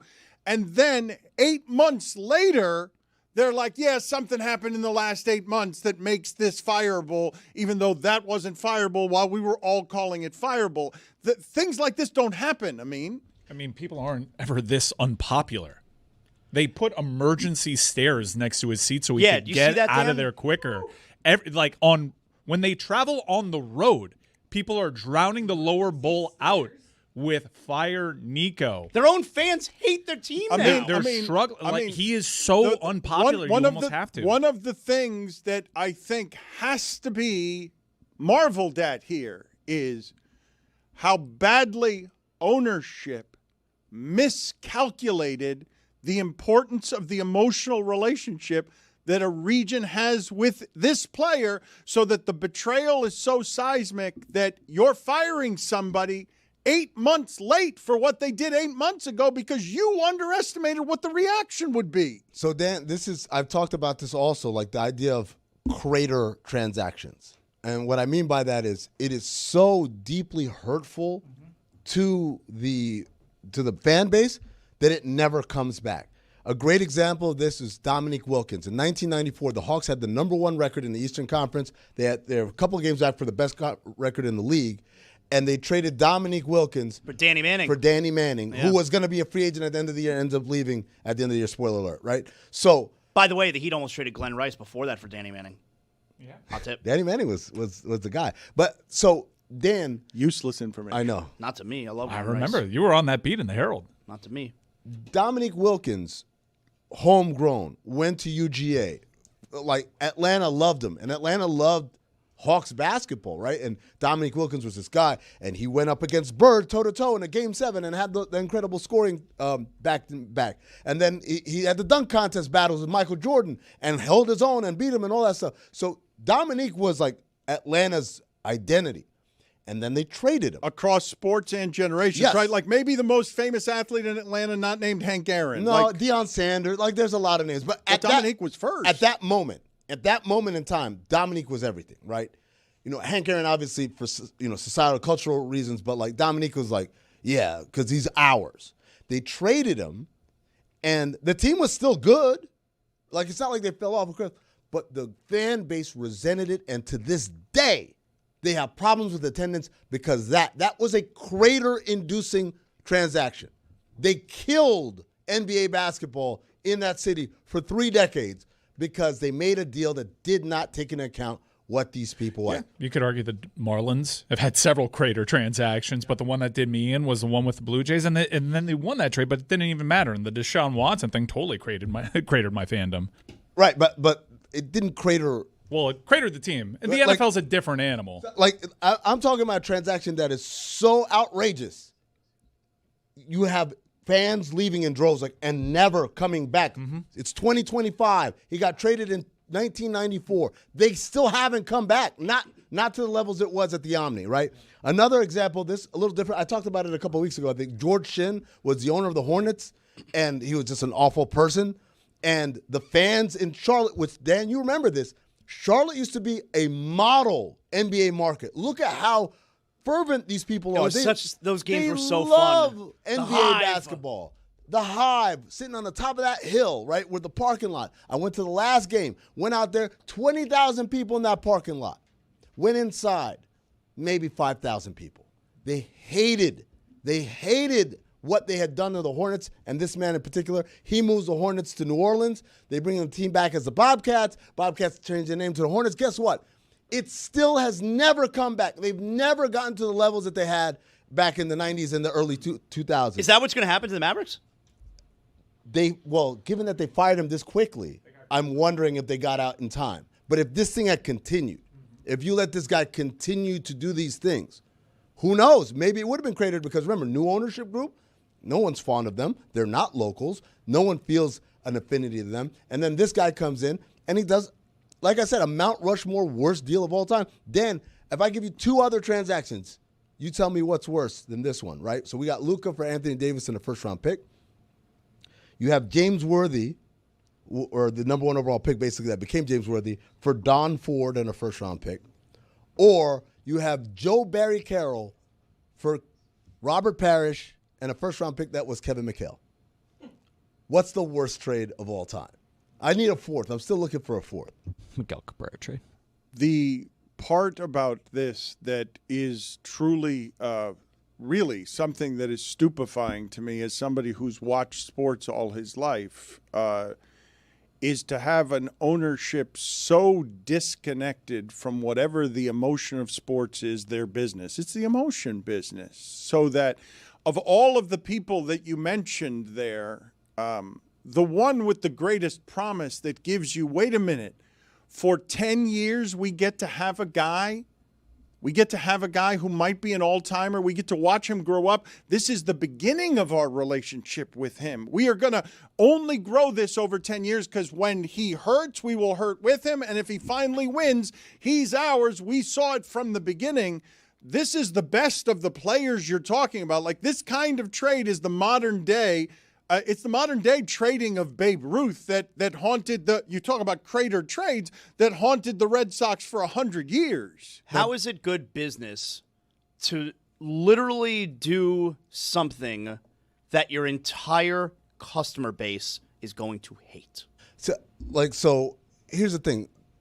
Luka came into a situation where this franchise had grown to love Dirk Nowitzki. 8 billion years playing for the same team. They saw him when he was a skinny teenager and then the champion and everything in between. And they had the really rare thing that doesn't always happen in sports where the passing of the torch, there is no dead period in between. Oh, what are we going to do? Larry Bird retired. Finally, here comes Paul Pierce 10 years later. No. It was real time. We're teammates. My name's Dirk Nowitzki. His name is Luka. Boom. Luka loved Dallas. He embraced Dallas, right? If there was any sort of rumbling that I'm like, this guy's looking somewhere else, he's not happy, I think it might have been different. But the fact that he was so ingrained there, that's a shocking thing for this fan base that had gotten used to, hey, our stars don't leave. So I think those are the things. But Dan, in order to move this story forward, because I know everyone has pretty much said all these things, I'd like to quote something from the Substack of a guy I worked with in Phoenix. His name is Jeremiah Engelman. What do you say? He used to work for the Mavericks. He said, the day after the Mavericks lost their final game to Golden State in the 2022 Conference Finals, I met with Nico to formally quit my position and to have an exit interview. There, I warned Nico about some of the developments I'd witnessed during his first year in office. In particular, that he did not have a good grasp of who he should trust and who among those under him were simply kissing ass. Nico had drowned out many of the voices who could provide perspective, including those of the department where I was an analyst. Instead of being willing to hear critical input, Nico had empowered people who had little basketball knowledge, and those tend to be people, such as attorneys, who had worked their way up this ladder thanks to Nico himself. These people stroked Nico's ego at every turn. So he surrounded himself with yes men. So you say, how could they, what bad business sense? If everyone around you said, yeah, good idea, boss, and you literally worked to shield all the people who say opposing opinions, then all you're going to hear is like, yeah, this is a great idea. Yeah, he is fat and out of shape. Yeah, no, we should be. Defense does win championships, and all those ridiculous reasonings to do that deal. It's cutting a little close to the bone. And so this was in 2022, you said that? Yeah, well, Jeremiah wrote that today or yesterday, but yes, he left in 2022. I mean, like, Cuban hired him, and Cuban was still the owner of the team and super involved for several years, when Nico Harrison is running the team that year, like, just slips under the cracks? Yeah, I mean, I think, again, he's talking about a point in time at the beginning of this, right? And so Mark Cuban's probably saying, oh, he's good, he's got a great relationship with people, et cetera, et cetera. He's not coming to Mark with, let's trade Luka in 2022. I'm trying to think of most unpopular executives ever. I'm trying Jerry to Krause. think of Jerry Krause. The Because executive who traded Gretzky in Edmonton. Jerry Krause, that's a good one. That one hold took on. years for them to climb back out of. In terms What's of his name? cratering transactions. I forget his name. There you go. And then he ain't on the list then. Can't win this game. Yeah. We gotta know your name. Don't do the name 3 songs. It was a good point.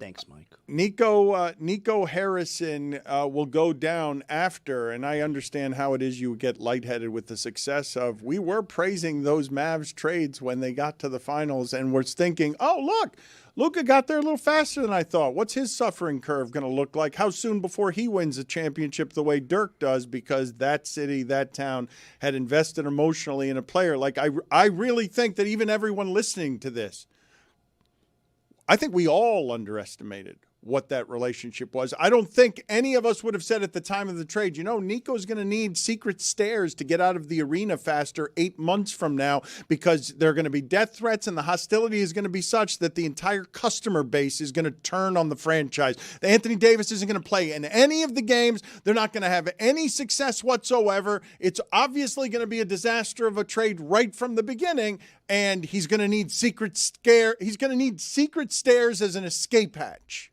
But Dan, here's the thing. Part of it is how could you trade our prodigal son, right? But part of it is how could you trade him for that? If you come back with Anthony Edwards, they'd be upset, but they'd be like, all right, I kind of see your logic. I think Luka's better, but whatever. They didn't trade him for someone of equal status or equal age. They traded him for someone who's older, and also your whole thing is I'm worried about Luka's durability.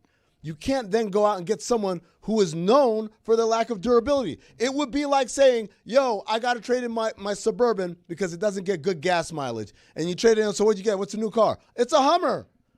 No, you got an older car that is worse of a gas guzzler. It doesn't make sense. Dan, Anthony Davis has been a Dallas Maverick for 48 games now. You want to take a guess at how many games he's played? 20? 14. That's the guy. You're not playing the game right. That Nico Harrison identified as that's why they only negotiate with the Lakers. That's the guy that he identified. This is the guy that's going to help me win a championship right now. Well, and when you're talking about loyalty, when you have someone you've grown attached to that you've seen year after year, imagine you're a fan of All My Children and you've watched your favorite actress get nominated 18 times for an Emmy. And then they would have decided to cut her from the staff just before winning her 19th Emmy, Susan Lucci. Susan Lucci, who moved? You are such a theater kid.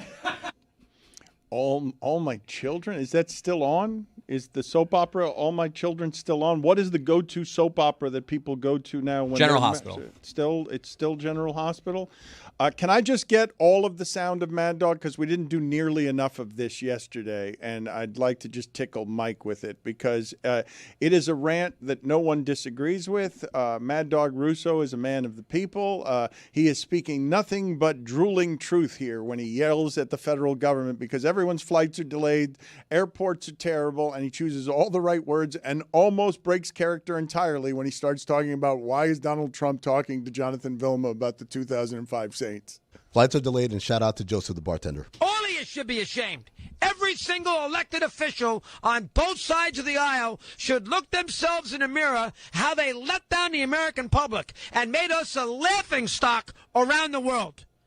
This is not about winners and losers, who is right and who is wrong. This is about doing something good for the American people and say, you know what? All right, they're wrong, but I got to step up here and make sure that the air traffic controllers are there with aircraft and in towers. Not saying, your turn, LaGuardia, your turn, Kennedy. Newark, it's been 40 minutes. Send a plane out that's been sitting there for 15 hours. That's not the way this works. If you're the President of the United States or you're a Republican who controls everything, you do what's right for the American person, and they didn't do that. And the Democrats, you're dead wrong, too. The both of you. You all go to hell. Every single one of you.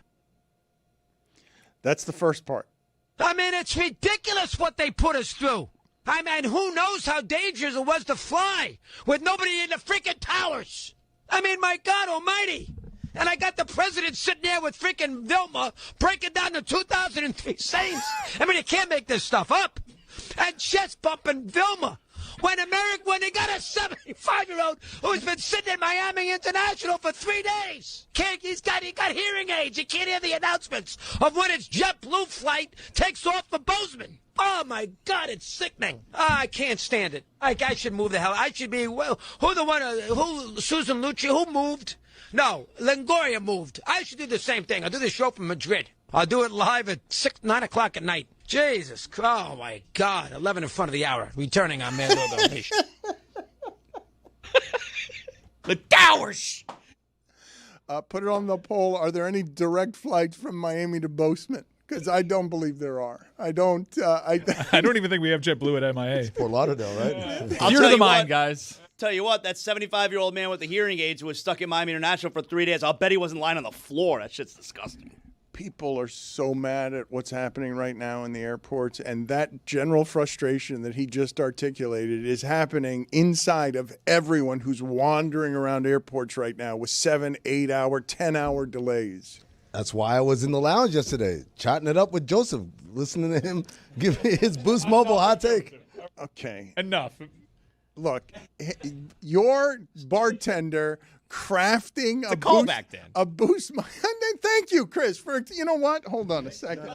Me? Oh, yeah, you. Yes, you. Because you're explaining to me that it's a callback. Like minor penalty, 2 minutes for explaining the show. Wow. You think I didn't get that he was trying to annoy me for the third time with the bartender who gave him a joke that we didn't use on the air? Shout out to Joseph. Run out of here like Jim Fix, Chris. Yo, stop trying to make Joseph a thing.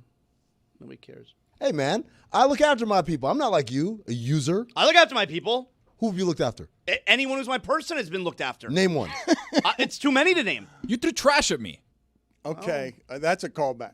I deny that. There's no way that was true. Okay. Ask Tommy Tighe. For those of you who do not know, Zaslow Show 2.0 is Jonathan Zaslow's solo adventure. He is a toddler, and his wife. How many times a week or month do you guys have date night? We try to go one night a week. You know, I travel on the weekends now during football season, so yeah, one night a week. Okay, so one night a week you're going on date night, and how long have you been doing this, and what is the philosophy behind the importance of date night? Because you're a very hard worker, so I imagine your wife is like, at least one night a week we're not going to be watching the Panthers. Yeah, I mean, I think I said the philosophy. I travel on the weekends during football season, so one night a week we try and go out. You did say the philosophy. I wasn't listening to you. I was just thinking of thoughts in my own head. Regardless, the leaving yesterday on an important night. Yeah. That is. She was into it too. You were going to be present and available and as sexy as you've ever been. Panthers weren't playing last night. Heat weren't playing last night. Perfect night. What does you sexy look like? Taste the taste of wetness. I mean, it's this. Is that? This is. I can style you if you know. I can do that for you. I don't need that. Well, do you? No, I don't need that. Oh, well, but what happened? Well, you do need that.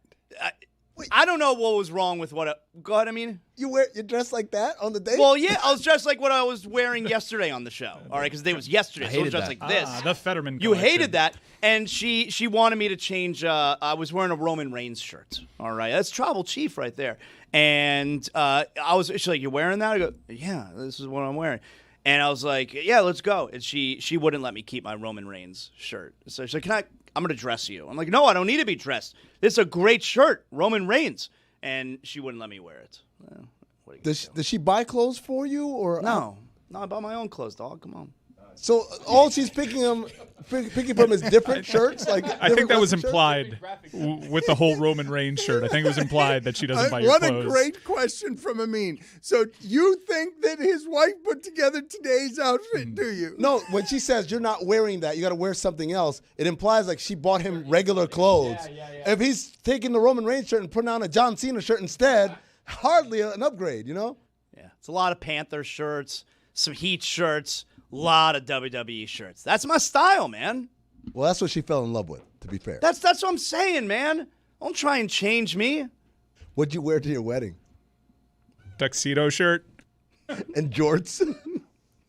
how does this go over? How often does this happen? Like this, certainly. How long have you been married? Like this is not the first time you've gone out on a date dressed as Zaz. Our wedding was our wedding. Our anniversary was last month, and that was 18 years ago. You were at my wedding. And yes, I do. I remember going to your wedding, and now that I think about it, you were wearing a tuxedo. But your wardrobe since then has just been 18 years of collecting sports shirts and wrestling shirts. How often does she tell you to change the attire? How often do you comply in the changing of attire? She really doesn't tell me that often. Look, we got a good thing going here, the two of us, you know? I don't tell her what to wear. She doesn't tell me what to wear. But last night was a bridge too far? Last night, you know what I think it was? We were going to a restaurant. We were going to a bar where there was going to be a bunch of people from her work there. So that's not a date night. So I got news for you. We sat the two of us at the bar. We did not sit with the work people. All right, we sat in the same place though. No, they were at tables. We were at the bar doing our own thing. It was a date. All right, you don't know what a date is. I know what a date is. So last night I guess she didn't want me wearing my Roman Reigns shirt. It's a conversation piece. That's what I'm saying. It says acknowledge me. You know about that tribal chief? I know. You know about that Ulafala? Do you guys want to play? Do you know about that? Are you ready to play? Always ready. You're always ready to play? You know Born about ready. that? Born ready. Oh, really? Always ready. I want you to imagine Zaslow right now in a Roman Reigns shirt. The confidence of a man who can tell whoever it is in his life that is telling him how to dress, no, you will not dress me, and then go to the closet and get dressed the way that he's supposed to. Who are you directing? Do you know about that? Amin. Not do you know about that, Dan? It's You Know About That. That's right. Another edition of You Know About That. Amin is here with us in studio, so it's a good opportunity for us to go over some of the big stories of the NBA. Welcome to another edition of You Know About That. You ready, Amin? I'm always ready. What is that? Was that your game show? Yeah. That was you applying for the job of Jeremy Taché, Mario Lopez game show host? The fake laugh? Yeah. Gonna have to work on that. All right. Amin is always ready. Not so easy, huh? Unless you ask me about Michelle Beadle. Amin, Draymond Green, very upset last night, talking about players' agendas. I don't know. Who do you think he was talking about? Maybe Steph Curry? You know about that agenda? I know about the agenda. The speculation is that he's talking about Jonathan Kuminga, who is young and up and coming, and sometimes the follies of youth demand greater than what the team is requiring. And so I think him and Jimmy were probably both talking about him. I can't think of anyone else. Not Steph Curry? No, it's not about Steph Curry. All right. Sounds like you know about that player agenda. All right. Amin, the NBA announced yesterday the new All-Star format. It's the U.S. versus the world. Bunch of cockamamie ideas for how they're going to pick the teams and play in this many quarters. You know about that new cockamamie All-Star format? Yes, first of all, shout out to the Cock because they'll be airing all the All-Star festivities this year. The format basically is you're still going to vote for 24 All-Stars. They'll split them up into 3 different teams of 8. 2 of them are USA teams. 1 of them is a world team. Here's the thing, though, guys. This year, there are no positions. So, in years past, you get 2 guards and 3 front court. None of that. It's just 24 All-Stars. Now, the part that I don't get is what happens if we have 9 foreign players are really good. Or what if we have 6 foreign players are really good and like 2 guys are just kind of like, all right. You know about those uneven players? I'm honestly a little bit more worried about the Americans at this point. Can we not get 16 American players? Yeah. All right. Sounds like you know about that new All-Star format. Amin, the Dallas Mavericks lost again 2 nights ago at home. They're terrible at home.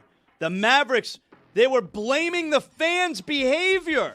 That they're chanting for the GM to be fired. It's not a home court advantage. They're blaming the fans for their lack of wins. You know about that? I didn't know about them blaming the fans. It is you know about that. He just said you know about that. It's you know about that. It is you know about that. Why'd you correct me? You know about that? It is you know said, about that. You said, do you know about that? Do you know about You that? had the do. You say it like a dork. Like an undercover cop. Did they blame the fans? I don't see that. I saw the part where a fan. Cooper Flagg's mom retweeted it. Well, Cooper Flagg's mom is not the Mavs. Okay. Respectfully. All right. Respectfully. Okay, so he did know about that, or he didn't know. I didn't know about that. Yeah, no, Amin, he didn't know about that. All right. Amin, the Celtics dropped to 5-7 Yeah. after last night's loss to the Sixers. You know about those 2 under 500 Celtics? I do know about that. And this is the part that I can't lie, I've been waiting for years. Oh, yeah. This is the Mike McDanielization Love it. of Joe Mazzulla. Because all that cute stuff, Not so cute anymore. it Media ain't game, so cute anymore when playing they versus winning. the media game. Oh, that was fun. Oh, yeah, we're going to beat them. All right, how about you beat the Sixers? How about you do that? God, Cooper, get a nickname. Hurry. Sounds like you know about that, Amin. Ja Morant is shooting just 35% on the season after going 4 for 14 in last night's loss at the Knicks. You know about that Ja Morant who can't shoot anymore? I know all about that, and last night is cementing in my head he wants out because it felt like at times like this is a guy on strike. This isn't a guy who's I'm trying my best and I can't fit. It's like, you know what? To hell with this system. To hell with this team. I'm going to do whatever. I'm good. 8 turnovers. 8 turnovers. You know what? I know all about that. I also know about who are the teams that have been picking up the phone and making a little call. Well, give it to us. I happen to know. Wait a minute. I happen to know. Wait a minute. You can't bury a happen to know on Ja Morant this late in the show inside of a Sings to your nose. Do you know about that? He happens to know? Great Scott, he happens to know. He happens to know. Gather everyone. Get the children. He happens to know. So wise. Dan, both the Minnesota Timberwolves and the Sacramento Kings are monitoring the situation and making calls with the Memphis Grizzlies. Monitoring. Oh my God, he knows. He happens to know. Come, everyone. Come and listen. Happens to know. He happens to know. Well informed. Talked to John Krasinski of the Associated Press the other day. Yeah. Not that John Krasinski. And The Office. He was great on The Office. Not that one. You're giving up your sources? Happen to know protects the sources. Oh, he said it on air. It wasn't. So it's a happen to know that you're borrowing from someone who already happened to know? Happened to say? Well, no, he didn't happen to say. I asked him on air because he did it on my show. His question. My question. I got the answer. Ipso facto. And unlike some scared journalists out here, I do my question asking out in the air. Wow. In public. Out in the air. Are we done with do you happen to know? Nope, got one more. Amin, I'm not done yet, Dan. The Detroit Pistons are 9-2. They host the 6-4 Chicago Bulls tonight. You know about them Pistons? I know about the Pistons, and I've been dying to talk about this because everyone was swooning about Cade Cunningham's gutsy performance, 46 points in an overtime win over the Washington took a lot Wizards. of shots. He missed 31 shots. He didn't take 31 shots. If he took 31 shots, we'd be like, wow, you shot a lot. He missed 31 field goals against one of the top 5 or bottom 5 worst defenses in the entire NBA. How do you miss 31 shots against off a team night. that can't What's wrong guard with its you? shadow? Off night. You know how that goes. That's that off? Yeah. 31 shots missed. He sounds like he knows about that. Amin, I'm going to tell you something. Yes? You know about that. Oh, yeah. Do you know about that Doug Christie press conference, Amin? Sorry, could you repeat the question? Do you know about that Doug Christie press conference? Oh, my God. This one was last night. Now, they got their heads caved in by the Denver Nuggets. Expected, right? The Kings are not off to a great start. Again, I would have thought expected. This is how Doug Christie literally started his press conference. Good evening. Some of you guys, I think everybody in here knows me. If you don't, my name is Douglas Dale Christie. I'm head coach of the Sacramento Kings. Okay? Change is hard, y'all. We about to work at it like crazy. We totally get that. And it'll be bumpy. It will. Because change is like that. But buckle up. For the real ones, buckle up. And for all the rest of you, you know who you are. You know how I feel about that. When I see the hate, the haters, the fakers, all you guys, you keep that energy. That's good. You keep that. And you know who you are. Because while you doing that, we're going to be working. And while you doing that, we're going to be growing. And while you do that, eventually, we're going to be coming. The King Show. Sack proud. Know that. 10 games into the season, Dan. 10 games into the season. In the context is they got their ass beat again. Context is they suck. How many They times, suck. They're how the many Sacramento times- Kings. How many times did he practice that? Oh, my God. Mike turned to me and said, is he beefing with Stephen A. Smith also? Sounds like he's beefing with Stephen A. But the segment that is, do you know that, ends with Doug Christie saying know that and threatening us, like threatening us. Yes, but by the way, it's not Doug Christie. It's Douglas Dale Christie. And How at the, dare you? And when he workshopped it, he's like, pound the table at the end. Oh, yeah. Sack proud.